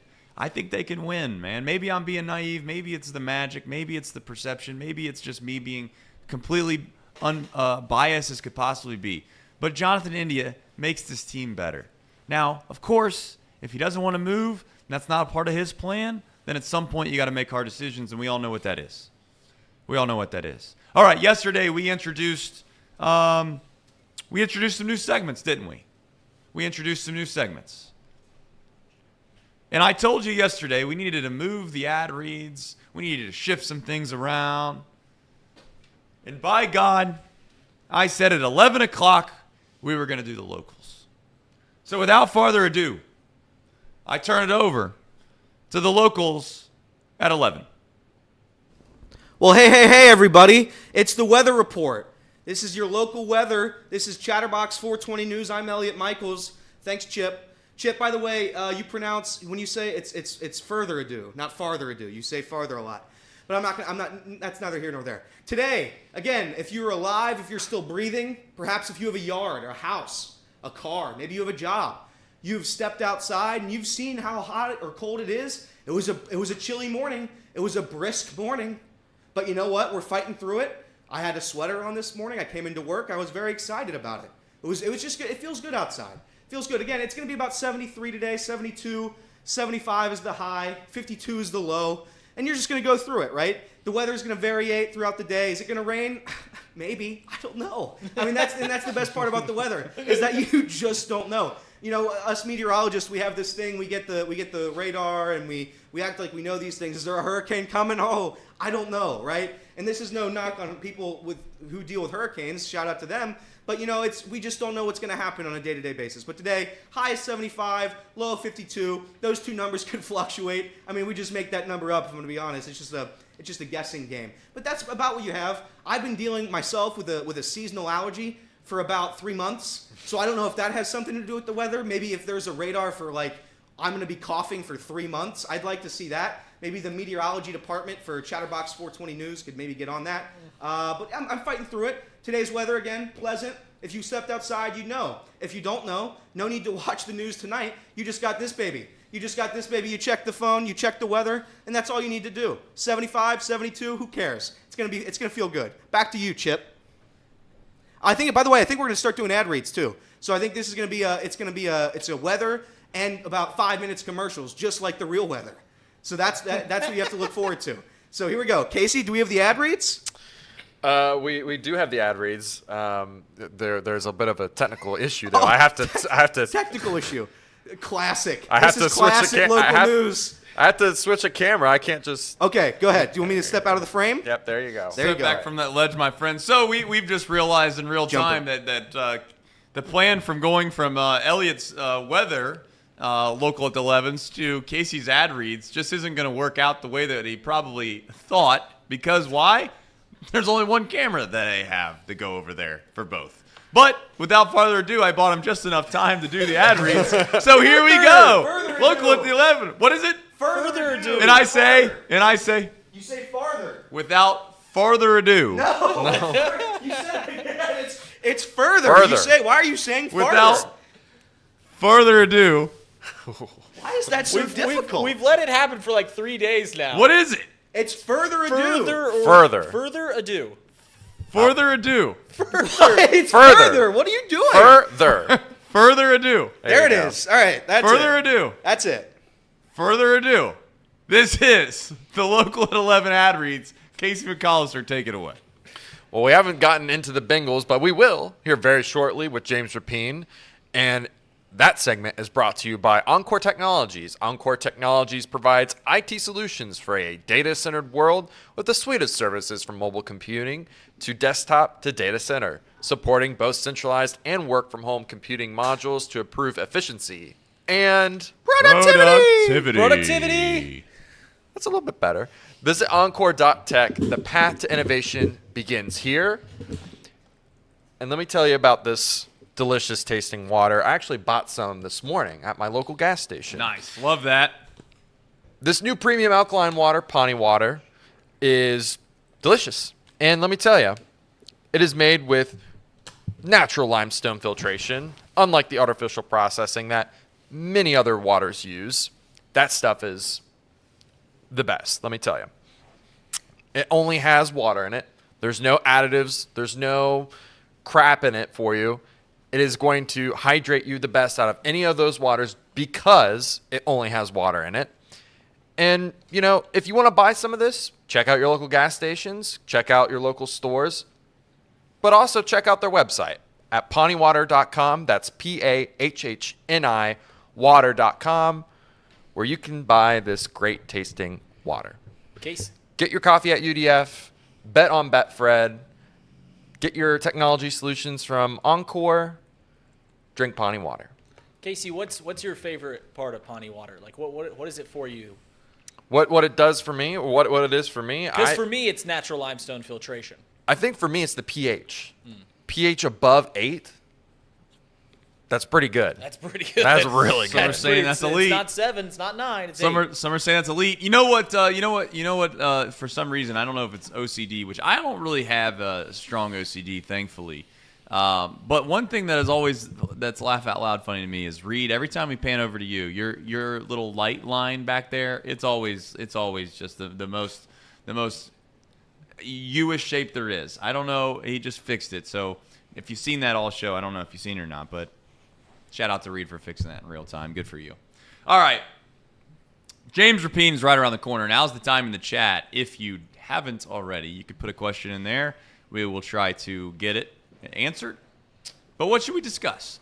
What's the things of the topic of conversation in the Bengals fandom that is at the top priority and top of mind? Do we really think that Joe Burrow is still hurt? Like, is that a real thought process that's going on, you think? He was on the injury report yesterday. Full participation, but he was on the injury report. And they put calf on the injury. So, yep, same injury. Casey, I have a poll question for the chat. If you could throw this up here while the interview's going on. We haven't decided who's going to do the chat power rankings tomorrow yet. So yeah, just ask the chat who they would like to do the chat power rankings, whether it's Elliot, me, Trace, or Casey. Elliot did it last week, so. Fair enough. I think at this point, how much panic would there be in Bengals fandom if there's another loss? And is it really the end of the world? It's back when, of course, when I think about the NFL, very, very much of many of my thoughts and opinions certainly stem from the Packers, because that's what I've watched pretty much my entire life. There's something about when the Packers had Aaron Rodgers, and even when he told everybody to relax and spelled it out for everybody, RELAX. And there's something to that, though, that I always did believe. Are the Bengals fans in that position yet, or are they still in a position where they've not seen Joe Burrow long enough that they just don't worry at all? Now, I get it. I've seen plenty of the X.com, but the X.com can trick you a little bit in regards to what the real feel of a fan base is. Do you think that the Bengals fandom as a whole is kind of like, I don't want to say happy-go-lucky, but in a way, no big deal. We have Joe Burrow. We've seen what they've done before. I'm not all that worried about it. It was Cleveland. For whatever dumb reason, they have our number. Or do you think that there's actually real concern? If you're asking me if they lose this week, how worried I am, they can lose this game. And I will not freak out. If they look as bad as they looked in Cleveland last Sunday, I will absolutely not only be in the panic room, I will hit that button so damn hard it might break. They've got to at least show up. The Ravens are a good team. They just got to at least play well. But I think the fan base right now is at a point where a majority is just saying, you know what, it's okay. We're a game in. We've had slow starts in the past. We're gonna have slow starts again. It's okay. You're just gonna fight through it, and at the end of the season, we're gonna look back and laugh at this game. I don't think that should be the attitude. I think there should be a little bit of urgency at some point, but that's where we are. I think, again, is the season over? No, it's a game. It's a game in the NFL. There's 17 of them, so we're fine. Bengals are fine, but if you have to ask me what the state of the fan base is, everybody, I'd probably say everybody's okay. Everybody's, it's just a loss. It's a bad game. Yeah, I would understand that point. I think that's more than fair. But for whatever reason, if I was a Bengals fan, then I think I'd just harken back and say, you know what, we got Joe Burrow. Everything's going to be A-okay. It's why he got paid a boatload of money, is because Joe Burrow shows up when it means the most. And although I did make fun of the defense a little bit, giving up 206 yards on the ground, I do think that you could take a little bit of solace in thinking that the defense did look solid. It looked solid. It didn't get completely ran over, per se. Working on Rapien now to come on the show. I know that, unfortunately, they're having some technical issues, I do believe, but as soon as he's ready to go, we're ready. Then we're ready, because that's how it goes. All right, without further ado, because I don't know how to say that, James. I've been made fun of all day about how I can't say that or whatever it is, but without further ado, James Rapien. James, how are you doing, man? You're busy, you're smiling. It's got to be you got a little one. I remember you having a little one. How's life? Mm-hmm. Life's great. Yeah, no complaints here. Farther ado. I have not heard that. You're right. You can't say further ado, huh? I can't say farther ado. I don't know how to say it. I'm going to continue to say it wrong. You know why? Because in life, sometimes you realize you're not good at things. But if you admit that you're not good at it, then everyone else can't really make fun of you a whole lot. So that's what I'm hoping is going to happen. We'll see how it goes. All right. Not the best start for the Cincinnati Bengals, clearly. You go up to Cleveland. It feels like you have a chance to redeem the past. That didn't quite happen. Now you look back in hindsight and you start to ask questions that maybe are meaningful, maybe they're not. The first question I have for you is do you think there's reasonable concern for fans that just don't think that Joe Burrow is actually healthy? Yeah, absolutely. It's reasonable because it was by far the worst game we've seen from him. He didn't look comfortable. And while you can say, oh, well, that's because of Cleveland's pass rush or the weather, all of these things, yesterday when he's asked about the calf, he doesn't want to say, oh, no, we're 100%. He doesn't go there. He's very cryptic about it. And you get a 5-word answer about working through it when asked about how comfortable he is moving out of the pocket and stepping up and everything that goes with that. Now, maybe he's going to be completely comfortable on Sunday, but until we see that, all we have is what we've seen post-calf injury. And in that one game, obviously there were conditions that weren't great, especially for someone coming off of a calf injury, a calf strain, but he obviously didn't look like himself. So we will see, but I certainly get the concerns and understand them. And until we see him go out there and play like the normal Joe, I think that the calf injury is going to be a topic that we continue to discuss. Yeah, and to your point, I guess you could venture to say that that's a little bit of a crutch that people will use for Burrow's play, but maybe perhaps he just had a bad game, and that's what we get to find out this week if he's able to bounce back. And to Joe's point, I think he had mentioned something along the lines that that there's a reason that they've had success in the past, and it's because they've bounced back from performances like that before, and they plan to do it again. All right, a couple different other topics I want to get into. Lionel Collins obviously is a name that was highly regarded coming in from last season. He was supposed to be Joe Burrow's bodyguard. It almost reminds me of just the stark reminder that is the NFL is the not for long league. And your overall thoughts on just what kind of his, I don't want to say career because it wasn't much of one, but his tenure with as a Bengal and what you felt like the real reason was behind why they decided to cut him. I know they said they liked their depth, but do you really believe that? What do you think the actual real reason was? It's dollars and cents and not physical dollars and cents. I don't think they have any problem spending on the offensive line. We've seen them do that over the past couple of years specifically, but it's more about, okay, you only have so much cap space to go around. You know who's coming up over the next year. T. Higgins obviously is a huge factor, but DJ Reader, Chidobe Awuzie, we could continue with guys that are going into contract years or could be extension eligible. We know Jamar Chase will be extension eligible next offseason. And they're clearing at least $13 million in cap space over this year and next year, maybe 14. It depends on if there was an injury settlement or not for La'el Collins. We don't need to get into the weeds there. It's pretty simple. He's 30. He's still not healthy. I think he was up and down in their eyes last year. And so do you want to commit that money to him this season when you know that there's a chance that he could contribute, but there's also a chance where he's not contributing and not a factor. And that's the part of it that I think is interesting now. You save that money, but I think the door is cracked for La'el Collins to return to Cincinnati. If he doesn't get scooped up over the next couple of weeks, let's say the Bengals have an injury in that offensive line room. We've seen that over the past couple of years, of course. I wouldn't be shocked at all if they reach out to La'el Collins' agent and say, hey, well, let's try to make this work and bring him back. He knows the system and he can play right away. So I think that the door is cracked there. At the same time, the Bengals save the cap space, and that's what this was to me, is a cap-saving move over the next couple of years where they can apply that money elsewhere that they deem is going to be more valuable on more valuable players.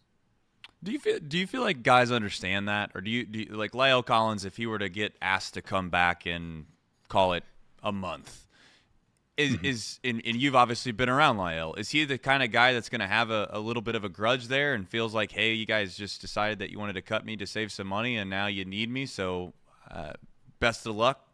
Or is it one of those situations where most of these guys, they get it, it's a business, it's a part of doing business, and he'd happily come back? I know that's a very opinionated question, but just in your general sense of being around this many guys in the locker rooms before, what would be the thought of coming back if that were to be an option for La'el? I certainly think he would be open to it. Now, the money has to be right. I don't know what the money would look like. The situation would have to be right. But part of it was he's just not there yet. He's just not fully healthy. And whether it would take another month, another 6 weeks before he's out there, if you're the Bengals, do you want to commit that type of money, that type of cap amount to a guy that could miss half the season at least? and isn't projected to crack your starting lineup anyways. I think that's the other part of this. So, no, knowing what I know about Lyle, he loved playing for Zach Taylor, players first coach. They certainly were player friendly to him last year with how they managed him through back and ankle injuries. And I thought he was starting to reward them a bit before going down for the season on Christmas Eve. So we'll see. I could see him back. At the same time, there's plenty of offensive line needy teams in the league, and I could see one of those teams going after him over the next month or so as he continues to get healthier and healthier. All right, speaking of dollars and cents, there's a guy that wears number 5 now that everybody continues to bring up in conversation after conversation about extensions or whether or not there's even Johnny room. Bench. Okay. Yeah, Johnny Bench. Johnny Bench is the guy that most people are discussing these days. I'll tell you what, they probably have a bobblehead of him down at Great American Ballpark next week if you don't watch out, but that's here nor there. T. Higgins, what's the expectation? Is there an expectation? Is it behind closed doors? Does everybody kind of know what's going on, or is there still speculation? Is it up in the air? I know that T and his team have kind of said they're putting football first, so they'll worry about the extension later type thing, but at this point, it seems like the writing's on the wall. From the outside looking in, your overall thoughts on the extension and what the Bengals are going to do going forward? Here's why T's team would say that. Justin Jefferson's deal didn't get done. There are multiple receivers in that draft class that didn't get done. I don't think Brandon Ayuk has an extension in San Francisco. Like those are guys that you could look at and say, all right, well, this can give us a blueprint of where the receiver market's going versus where it is currently, because it's going to continue to go up. And so I get T's camp from that perspective. So that's why they're probably going to play it out. I don't anticipate a deal getting done between now and, 4 weeks from now or anytime during the regular season. And that's another point as to why moving on from La'el from a cap perspective, player-wise, I would love to keep him because he is great insurance. But from a cap perspective, if you can roll over the money you saved this year, at least $6 million in cap plus the $7 million next year, that's over half of what the franchise tag is going to be for T. Higgins. So if you have to tag him, you have more space to do so, because that's what the Bengals have to do here. You can't just let T. Higgins walk. He's too talented, too valuable of a position, too hard to replace. I know people think receivers grow on trees and it's really easy to do. It's not. Ask the Titans. They probably wish deep down that they kept A.J. Brown. So if you're the Bengals, try to keep T. I think they're going to continue to have dialogue with his agent and hopefully keep him and sign him to an extension. But if not, you can fall back on that franchise tag. And if I had to guess today, Trace, that's where I think it goes, is the Bengals tag T. Higgins this coming offseason. He probably has a big year despite what happened in Cleveland, and they place the franchise tag on him to keep him in town for at least one more season. All right, looking forward, obviously the past performance is something that hopefully you kind of burn the tapes on, everybody forgets about. But it seems like one of those games that's pretty hard to do. Easier said than done, as they say. Do you feel like there's any lingering effects, at least being around the team, from what happened this past Sunday, or do you think they've completely moved on and they're ready to face the Ravens this Sunday? Oh, I think they've moved on. And this team is really good at doing that, more so than most teams I've been around. And I think it's because Burrow's able to set a tone, but these guys have just kind of adapted to it. And Chase has that same mindset and mentality. T, the same thing. Think about it with T. Higgins, potential contract year. I know I just said the tag, but contract year, his first game goes horrible. Part of it's his fault, but certainly part of it's Joe Burrow's fault. And he doesn't have a catch. And I talked to him yesterday, and there's no sign of that, no sign of frustration. I think they're just focused on the Ravens. So however they do it, I'm not sure I could do it that like they can, and maybe that's why they're professionals, but they're able to compartmentalize, and I think they're focused full steam ahead on Baltimore. All right, speaking of the Ravens, what's the biggest takeaway as you look forward to this Sunday that you think that in order for it to go a little bit better for the Cincinnati Bengals, this needs to happen? It's a difficult spot because the Bengals offense was awful on Sunday in Cleveland, and it's not like they performed well against Mike McDonald, the Ravens defensive coordinator last season. 3 matchups. They were all one-score games. They were all kind of slugfests. And I know that end of season game, the regular season game with the coin flip, was kind of weird, and it was hard to stay focused. Even for me, it was hard to stay focused. So I'm sure the team struggled there. But the offense, it's not like they dominated. And so it's a tough position to be in. But if you were going to play the Ravens, this might be the week, because they're probably going to be without Ronnie Stanley, their starting left tackle, their starting center, Tyler Linderbaum, who's arguably their best offensive lineman. And not just there, they're going to be out without Marlon Humphrey, Marcus Williams, a cornerback and safety, arguably two of their three best defensive players. It's a banged up secondary. They're missing some weapons. J.K. Dobbins tore his Achilles last week, which sucks, but it's really unfortunate. But he's a big part of their offense. So they're shorthanded. And if you're the Bengals, you have to take advantage on both sides of it. And going into this game, there's a few questions. Can you solve the Mike McDonald riddle that is the Bengals offense has stubbed their toe on last season 3 times? And if you do that, then okay, what about Burrow's health? And then the other part, of course, is Lamar Jackson, because he's always the wild card. Can you contain Lamar Jackson? They have plenty of experience doing it. They're going to have to do it again on Sunday. All right, final question. You mentioned T. Higgins obviously having 0 catches. I'd also venture to say that Jamar Chase is in the same camp. I know he obviously at least caught a ball, but as far as effectiveness and as far as a successful game to the eyes of Jamar Chase, I expect that he wouldn't have been too pleased. Is that group, if you will, that is uber talented, right? I mean, you could make the case that that's the best receiving core in the entire NFL. Do you feel as if that there are no lingering effects at all, and Jamar Chase doesn't have any kind of, apprehensions of what happened last Sunday, or I guess to your point, have they all moved on? I think they're hungry to get out there and have some success from that aspect. I think they were pretty angry after the game and how it went, and that's about as frustrating of an offensive performance as you could have, in a video game, let alone real life. And they had to live it and then relive it on the plane ride home, and then again on Monday as they looked at film. So yeah, I expect Jamar Chase, especially against a banged up secondary. I really want to hammer that home. No Marlon Humphrey, assuming he didn't practice on Wednesday, didn't play last week. I don't think he's going to play. Marcus Williams definitely isn't going to play. You got to be able to take advantage now. Even if Burrow's at 85% and not doing everything with this offensive line, you need them to take a step forward. It isn't that Cleveland front.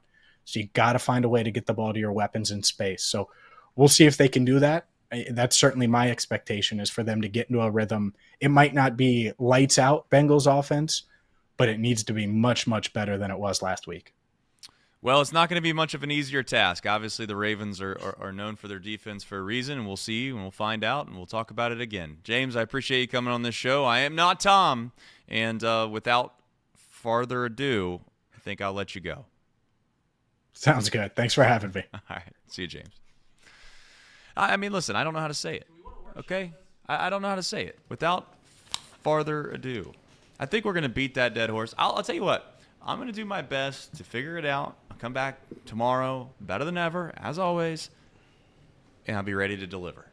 I'm not going to try to workshop this on the fly. No, Can't do that. Can't do that.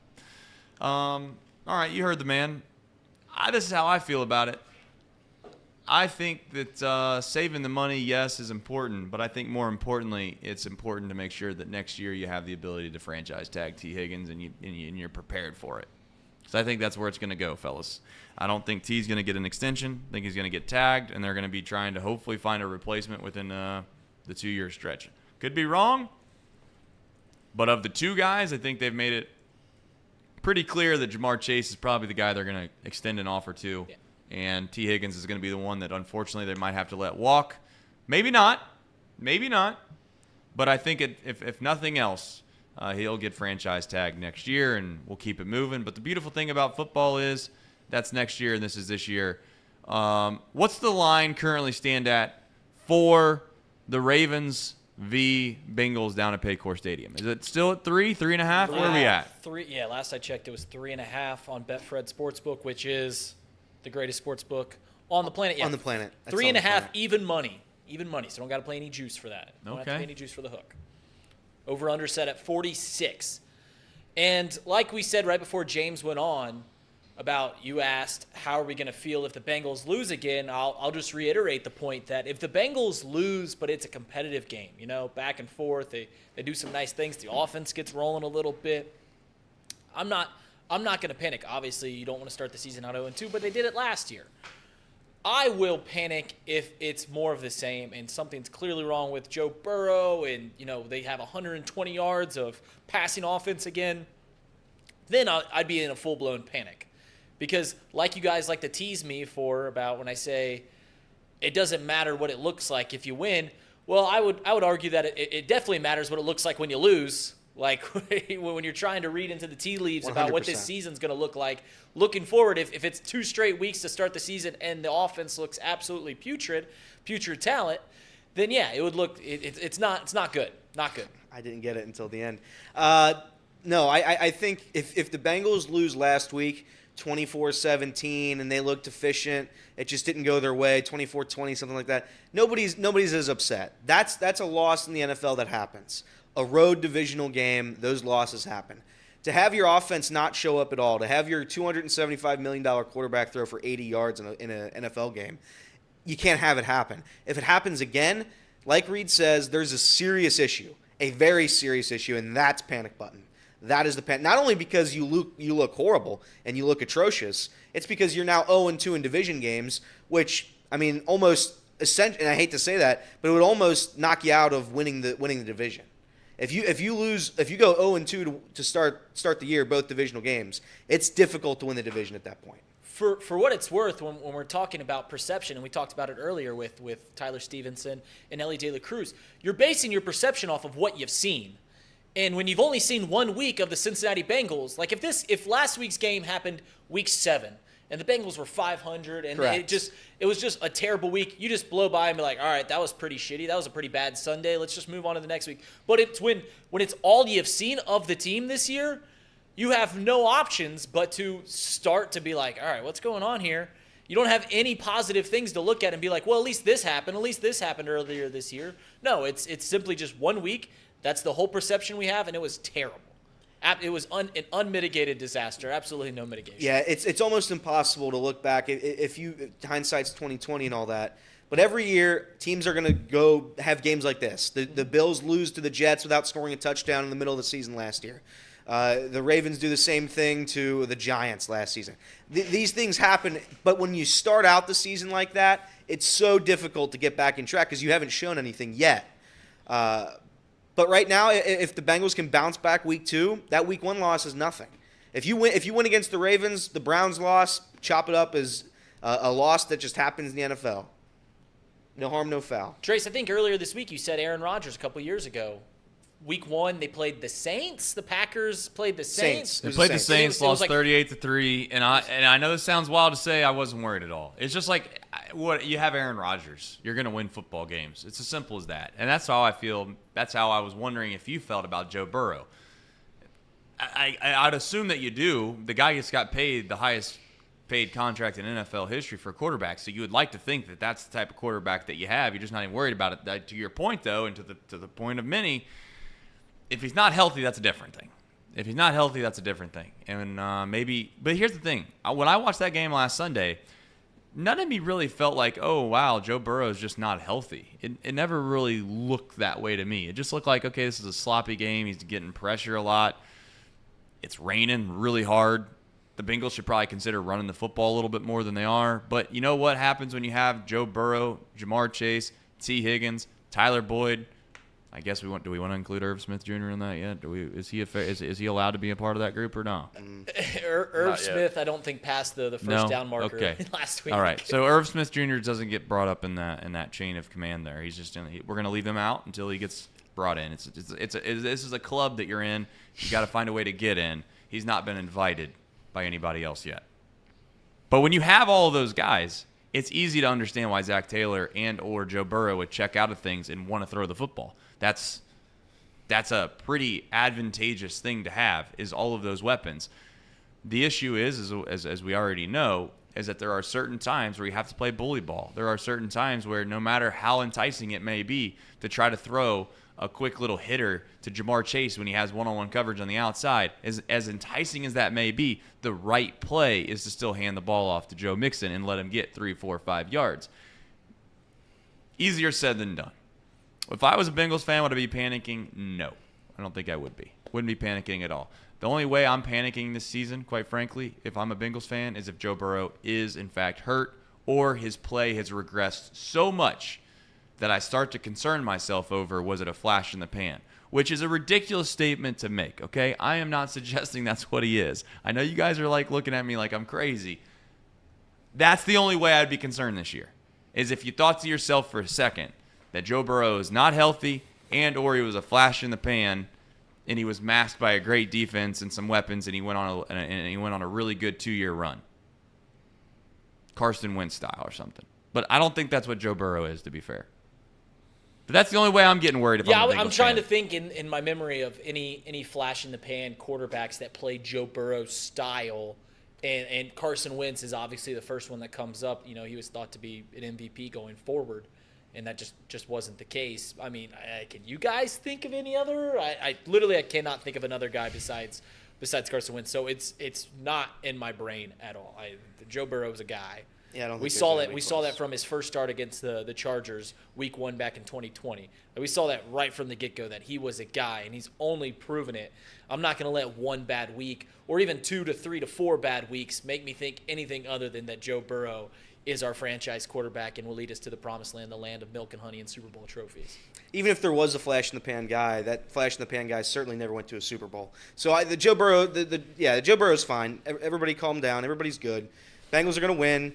I'm not concerned. I'm a little concerned if we're in the trust tree. I do think the Ravens might win this game. But if you show up, you show out, you're the better team on paper, you should win. Ravens are dealing with some injuries, like James said, so let's go win. Let's put up a 30-burger. Let's score 30 points. Let's beat them 30-20, and we'll call it a day. We'll go on to week 3. Hey, what about Matt Ryan?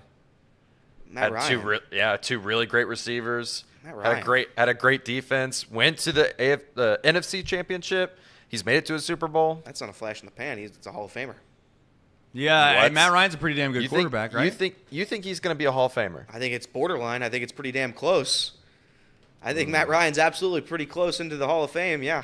Yeah, I mean, and Matt Ryan went to the Super Bowl in his age 31st season, so like 6 years beyond where Joe Burrow is right now. Yeah, I mean, Matt Ryan was a good quarterback. I mean, they had a winning season like 8 out of his first 10 years.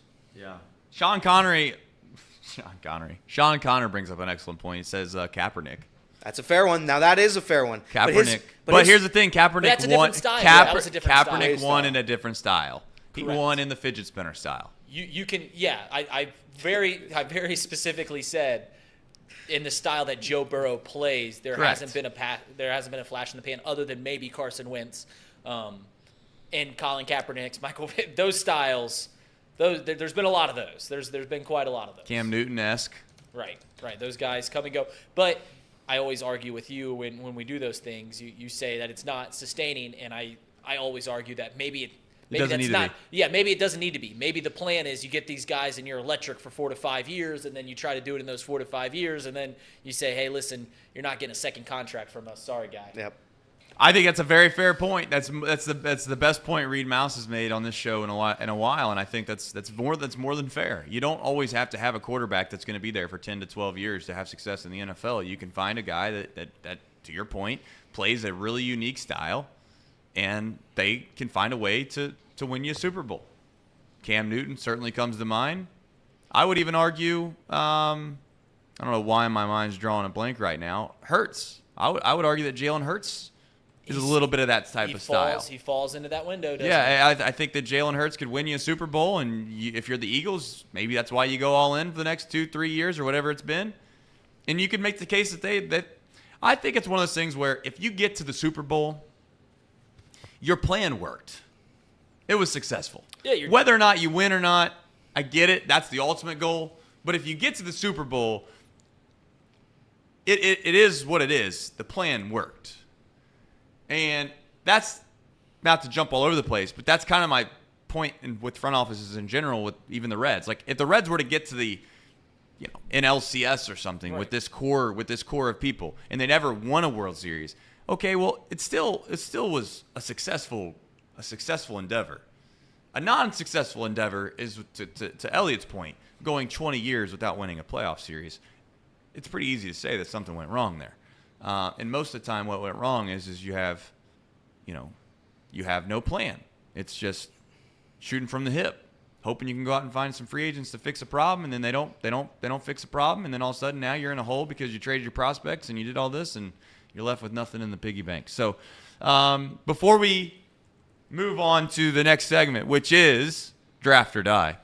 Dun, dun, dun. No idea if we even have we don't even need a stinger if we don't have one today. Nope. If we don't have a stinger, we'll make our own stinger. Draft or Die. Dun, dun, dun. Do you want to talk about the Thursday night game real quick before that? Sure. That seems like a good idea because before we pick our Draft or Die teams, they could be one of these two teams. They certainly could be. It's Eagles-Vikings tonight. It's going to be a good game. 7.5-point spread. The Eagles are favored. Eagles coming off of 7.5. 6. 6.5. 6. Sorry, 6. Sorry, it was 7.5 earlier. It's been bet down. Eagles coming off a bad win, and I won't say it. They've coming off a shaky win, a win they could have probably played better in against the New England Patriots. But they escaped Foxborough with a win. That's all that counts. Minnesota had a disgusting loss to the Tampa Bay Buccaneers. I think it's going to be a blowout. I think the Eagles win 42-15. It's going to be disgusting tonight. It's going to be absolutely disgusting. I think both teams I think the Eagles are a Super Bowl contender. I think the Vikings are probably going to finish in the cellar of the NFC North. It's going to be them or the Packers. So we'll see what happens there. I don't know what to think about the Minnesota Vikings yet, and I know that's the easy thing to see is like I want to wait and see what they did, but they won 13 games last year, and I think we all pretty much saw it, and we're like, that's not a 13-win team in the NFL. Sometimes you luck into a couple of wins, and I think they won a lot of one-score ball games. So I really don't know what to think of the Minnesota Vikings. I still think that they are a playoff caliber team. I mean, you got Kirk Cousins, and I know you're on the side of Kirk Cousins is a pretty good quarterback, and he has shown that. There's an S to him to where he shrinks in big games, but as we mentioned earlier, someone threw in there, he's 3-1 in Thursday night football games. So maybe we put that to rest. But you're right, Elliot, about how the Eagles probably should have dominated that game in New England. They jump out to a 16-0 lead, and then it just kind of dwindles, and you give Michael McCorkle-Jones a chance to win the game late. He throws for like 400 yards, 350-something yards. So Kirk can throw. They've got the number one receiver in the league with Justin Jefferson. I don't have, if we're looking at spreads, I don't have an opinion on who's going to cover either way. I definitely like the under at 49 points. I don't think this is a 28-24 ball game. I think it's going to be a low-scoring affair. Take the under.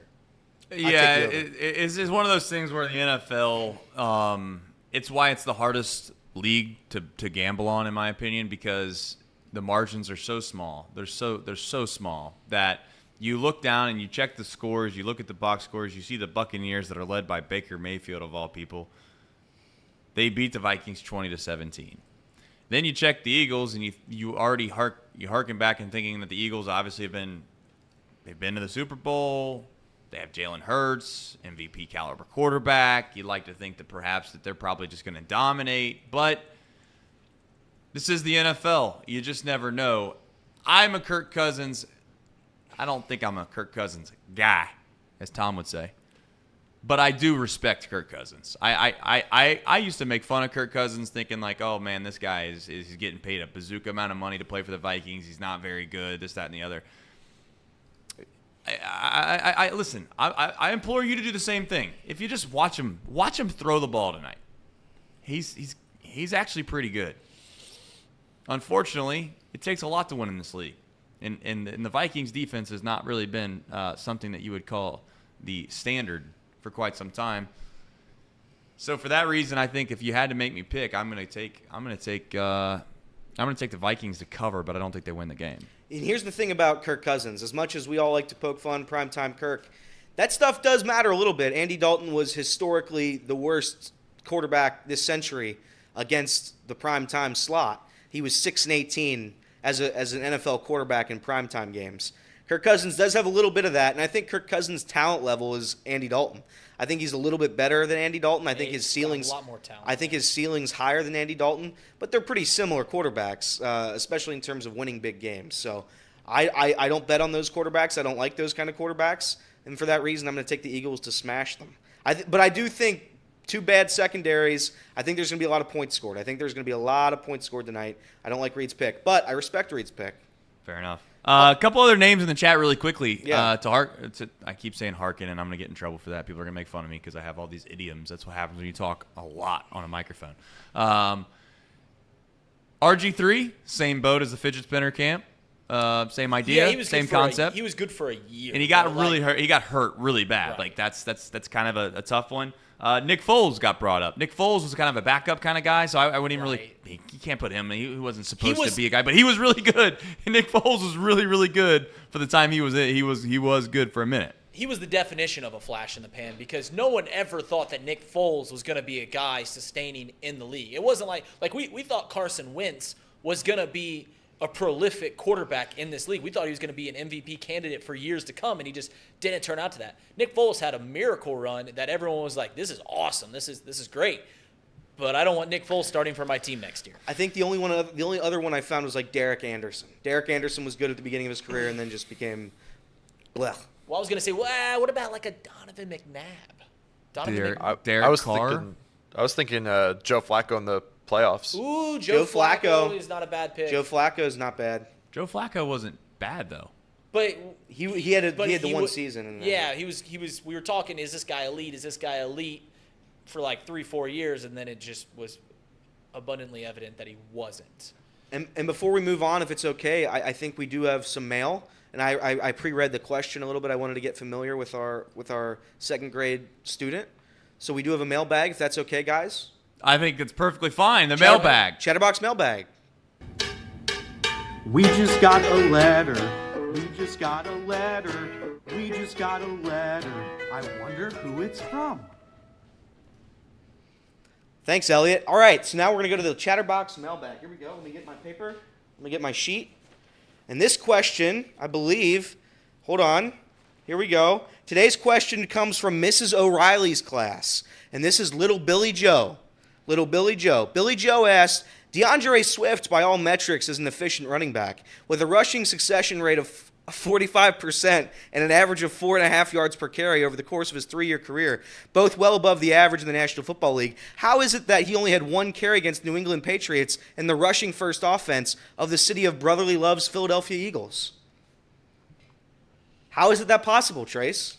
Health, I guess, is the only answer I have for Billy Joe. Billy, let's drop the Joe, though, okay? Between you and me, let's drop the Joe. How old are we? What grade are we in? Second grade. Second grade. All right, you can keep the Joe. A couple more years.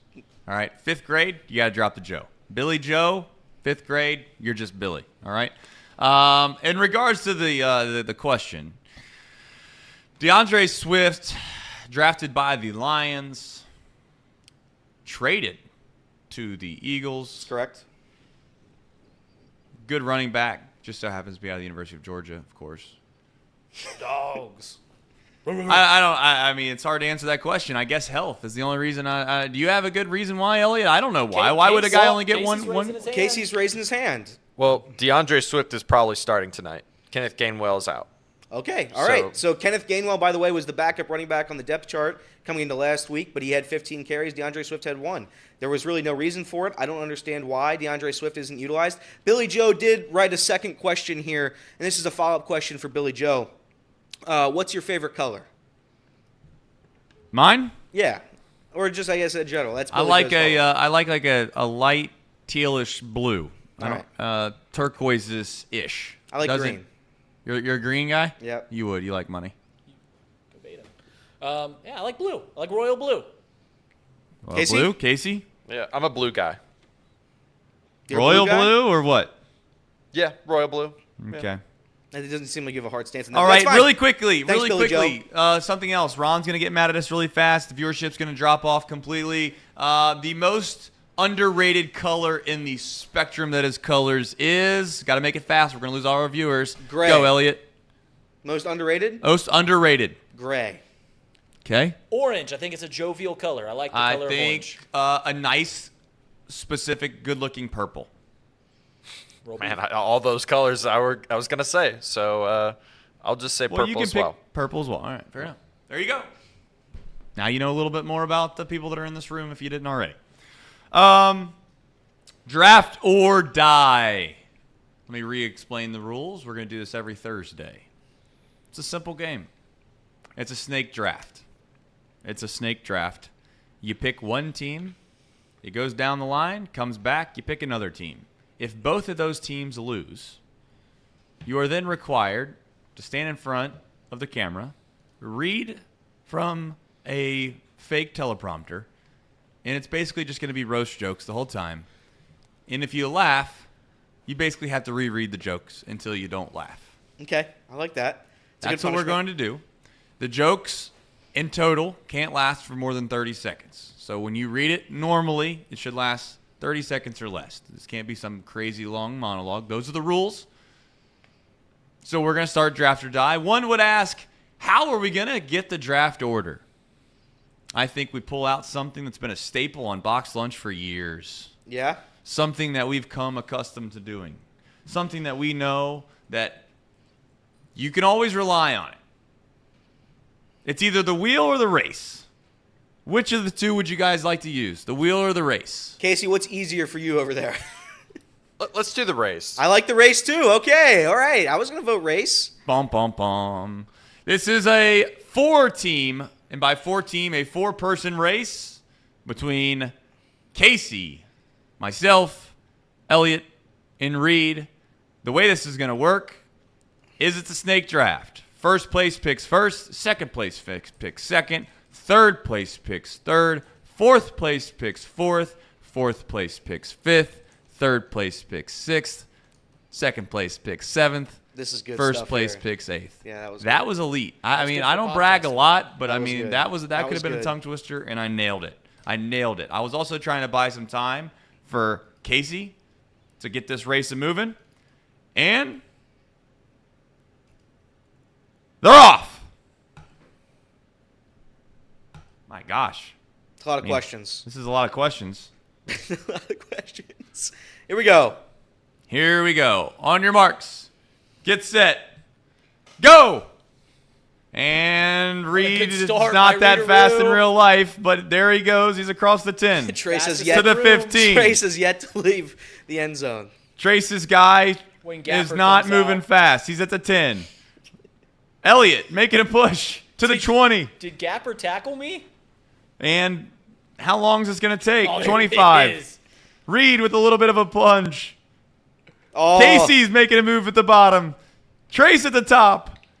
This is taking entirely too long, but that's okay. We're going to keep it moving. This is the right amount Trace, of time. You got to soak this in. Place if your this bets. was a real race, is winning I mean, I'm gonna come in last. to the 45, to the 40, Trace, this would be to would the be 30, a great comeback, a Five. storied comeback. to the 30. Who's going to finish last? Looks like Reed's just stuck in mud. Oh, To the 15, to the 20. No, to the 20, not the 15. Trace and That's why Elliott, I'm it's not a going to good be close. announcer. It's going to be close. Oh, no. A last second Oh, push. yes. You got to wonder I'll if take first. I love it. and you got to wonder if Trace is on the juice after that athletic Uh-oh. performance. Did I surpass Casey? No. Did. Oh, maybe not. I think I'd It's actually coming rather down go to the very last. end. This is so close. Who do you really? What spot do you really want? I mean, that's a good question. Definitely want the first. You think so? Well, yeah. I think you have the 8th pick. I mean, I think the 4th you get two You gotta solid get them both ones. wrong, though, right? Yeah, you've seen them both wrong. That's true. All right. This is true. I'm last. This is true. Trace is first. All right. Elliot's second. Reed is third. All right. Oh, Casey lost that? I did. So, Man, this is how- tough. you're picking first, right? I am picking first with the first pick of the draft or die draft of week number 2. Trace picks the Dallas Cowboys to defeat the New York Jets. I don't hate it. All right, I'm going to go with the Eagles tonight. Eagles tonight against the Vikings. Okay. I will take the Buffalo Bills over the Raiders. Ooh, I'm going to take the San Francisco 49ers versus the Rams. You're up again, Up CC. again. Ooh, I get to pick again? Snake. That's how this goes. Snake. Snake. I'm a snake. Man, this is tough. I'm going to take the New England Patriots at home. Who they got? Miami. Oh, wow. Wow. What the hell are you doing? What Go are ahead, doing? Elliot. Are you Go trying ahead. to lose? They're Go ahead, 3-point underdogs. What are you doing? I don't think you understand the objective of the game. Breeds up. I mean, we just eliminated a team that wasn't even an option. Man, I'm looking through these games. I think that the Cardinals are poopy water, so give me the New York Giants on the road. I like it. I will take. I hate to go full shtick here. I really hate to do it, but I'm going to ride with Casey's guy, Desmond Ridder. If we're going to go shtick, we're going to ride with Desmond Ridder against the Green Bay Packers. That's the Falcons reason I are at didn't pick home. 'em. I love our chances. It's going to be a great year for the Falcons. Pick the Packers. Do it. Do it. Do it. If you have any gumption, you do it. Got a gall. Do you have gumption? Do you have gall? None. All right, folks. I am going to take.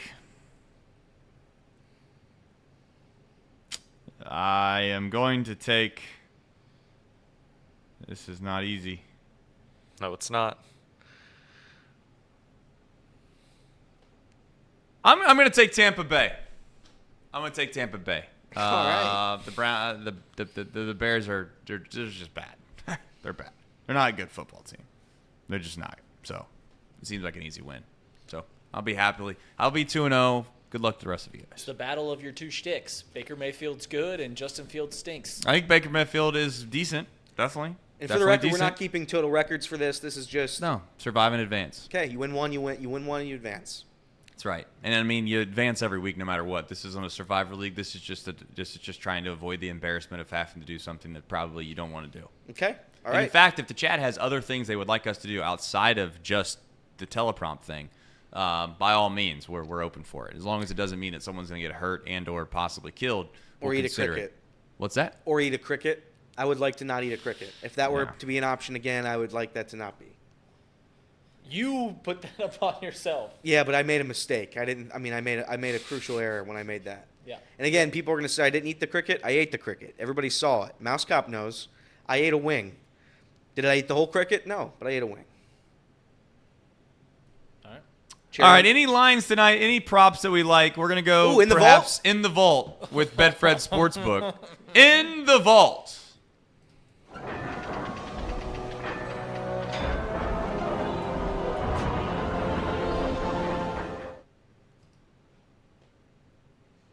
All right, tonight, as mentioned before on this program, the Philadelphia Fighting Eagles face the Minnesota haven't won anything ever Vikings.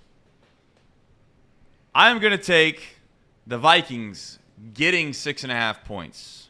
Why? Because it seems like a lot. Is that a good enough answer for you? I don't know. Reed, he's already said he likes the total. You like what total exactly? I like the under. I don't think this is going to be a game near 49 points in the NFL is a lot. They're judging that this game's going to be like a 28-24 game. I don't think it's that kind of a game. I really don't. I think it's going to go under. If you want me to give you a prop, I like Swift to get 35 yards. 35 yards, it's about even money. I like it too. I'm going to go A.J. Brown, first half touchdown scorer, plus 575. Responsibly take out a loan at the bank, and you put it all on this. A.J. Brown, plus 575 on Betfred Sportsbook, the greatest sportsbook on demand. Also, take the over. It's 48.5. Take the over. Well, I usually kind of zig when you guys zag. I got a parlay for you. 225 passing yards from Kirk Cousins. That's Love doable. that. Justin Jefferson touchdown score. That's easy. I have the under at 52.5. I think that's reasonable. I think the game can be a 28-24 game. And then Jalen Hurts to throw a touchdown. That's plus 500 on a 4-leg parlay. I like that a lot. Casey and his parlays. I tell you what, man, parlays are fun. They're just not a winning formula there. But you know what? They are the fun. system's been real winning lately. What's that?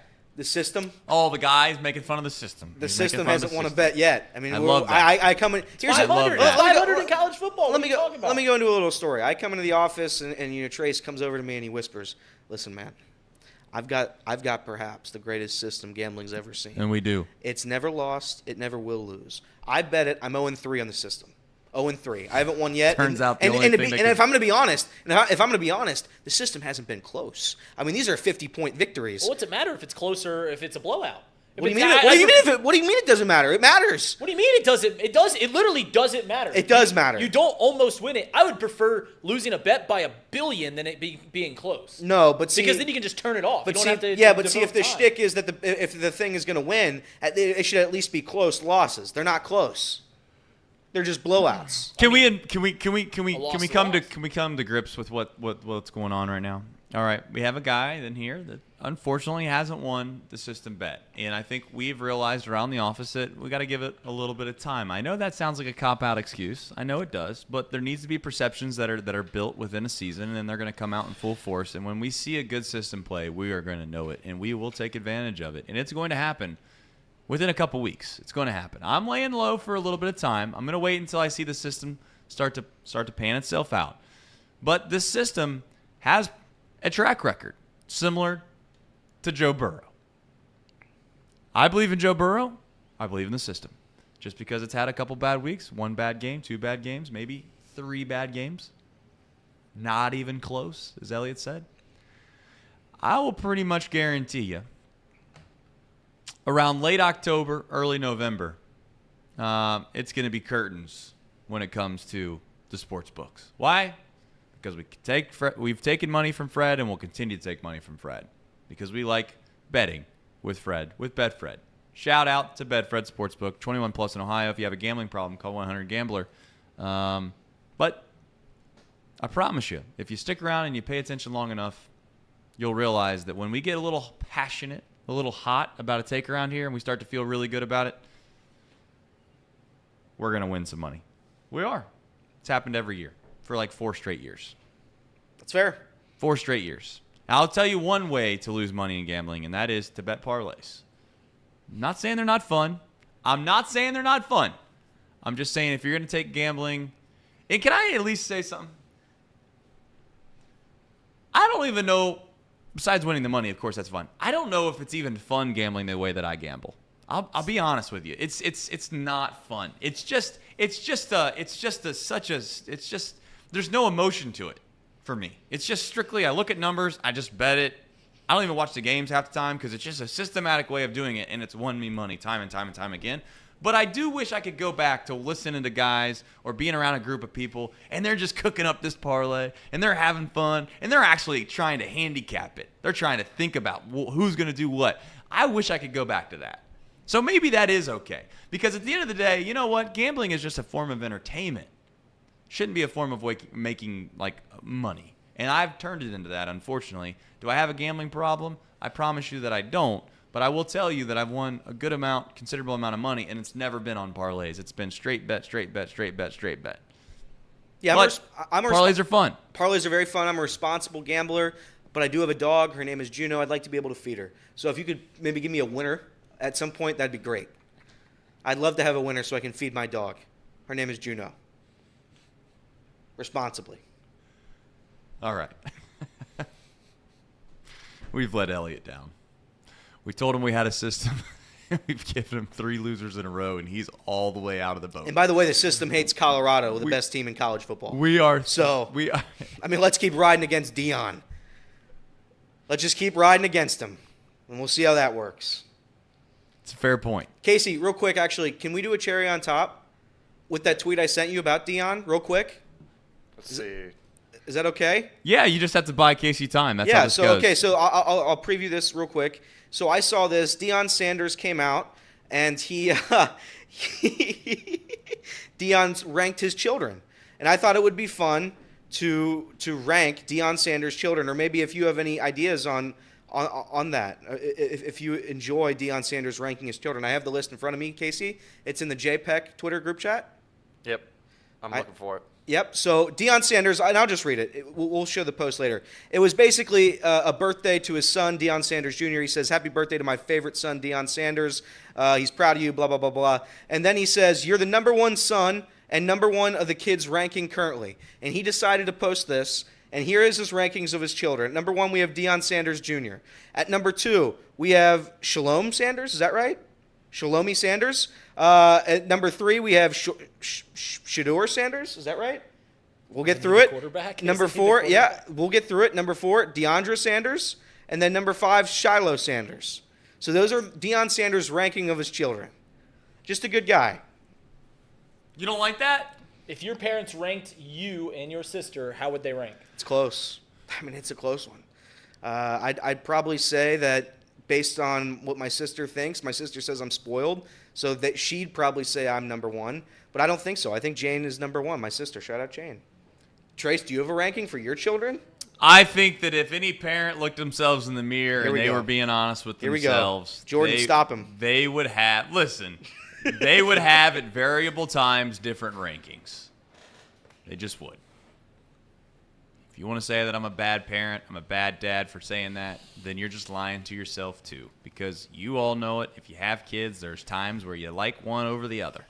There are certain aspects of their life, and there's certain moments where you're like, you know what, it's kind of fun to be a part of this person's life more than that one, because this one thinks they know it all because they're smart and they're 12 years old and they got the world by the balls and they know everything. And then the 3-year-old, they just want to dance in the kitchen. Which one do you think that you would like more? And then there's the middle of the night when the 3-year-old's screaming and yelling and the 12-year-old's sleep until 10, and you're like, you know what? At 3 in the morning, I kind of like the 12-year-old. It fluctuates. I think it's funny. I'll tell you what I think Dion's doing. Dion's psychologically motivating his children through that, which I respect. I think it's actually a big league play. I think it's funny. You know what that tells me? I think he actually thinks that Dion Sanders, his son, is that his son, Dion Sanders Jr.? Yeah. I think he actually thinks that he's not getting enough love. He's kind of on the outside looking in. You know, Shador and his other son Shiloh, they get all the spotlight because why they're on the team, and it's just Dion and his other son. His other son is the video coordinator, and his daughter probably always gets overlooked because she's just not playing sports, and that's what everybody wants to talk about is Dion and his son's playing ball.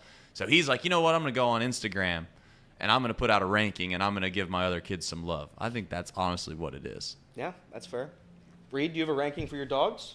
Yeah, Rizzo's number 1, Rookie's number 2, and I can't see a world in which that changes. Although I give a lot more attention to Rookie because he's a special boy, and he's not the smartest kid. So okay. I'm easily, and when it comes to my dad, I've been alive for 26 years, 27 years now, and I mean I've been number 1 in his kids for at least 26 of them. My sister has snuck up recently, Katie Lou. She might be number 1 right now, but for the first 26, 25 years of my life, I was definitely my dad's favorite. Casey, last one. Do you have a ranking for your cats? Yeah, Hazel, she ranks number 1. She's the newest of the family. Then we got Maple. Maple's the youngest of the cats. And then we have Honey, the first original cat that we ever got, the oldest, and she's the worst. So that's brutal. I mean, that's just brutal analysis there for the oldest. Tough day for that cat. All right. You know what else might be another tough day for a cat is the Detroit Tigers. That's a big league segue, and that's where we're going to end it. The Reds play today at 1:10. Chatterbox Reds will be in full force. Daytime. Some daytime viewing. Turn off The Price is Right or whatever else people watch during daytime television and turn on the Cincinnati Reds. Because they play today, and Derek Law, of all people, is opening the game. That's exactly what you want to hear when you're in the middle of a playoff race. You know it, and I know it. All right, we do this show every single day, Monday through Friday, which means we'll be here tomorrow. Why? Because it is from 10 to 12, which means tomorrow, Friday, we'll be back better than ever at 10 a.m. We'll see you then.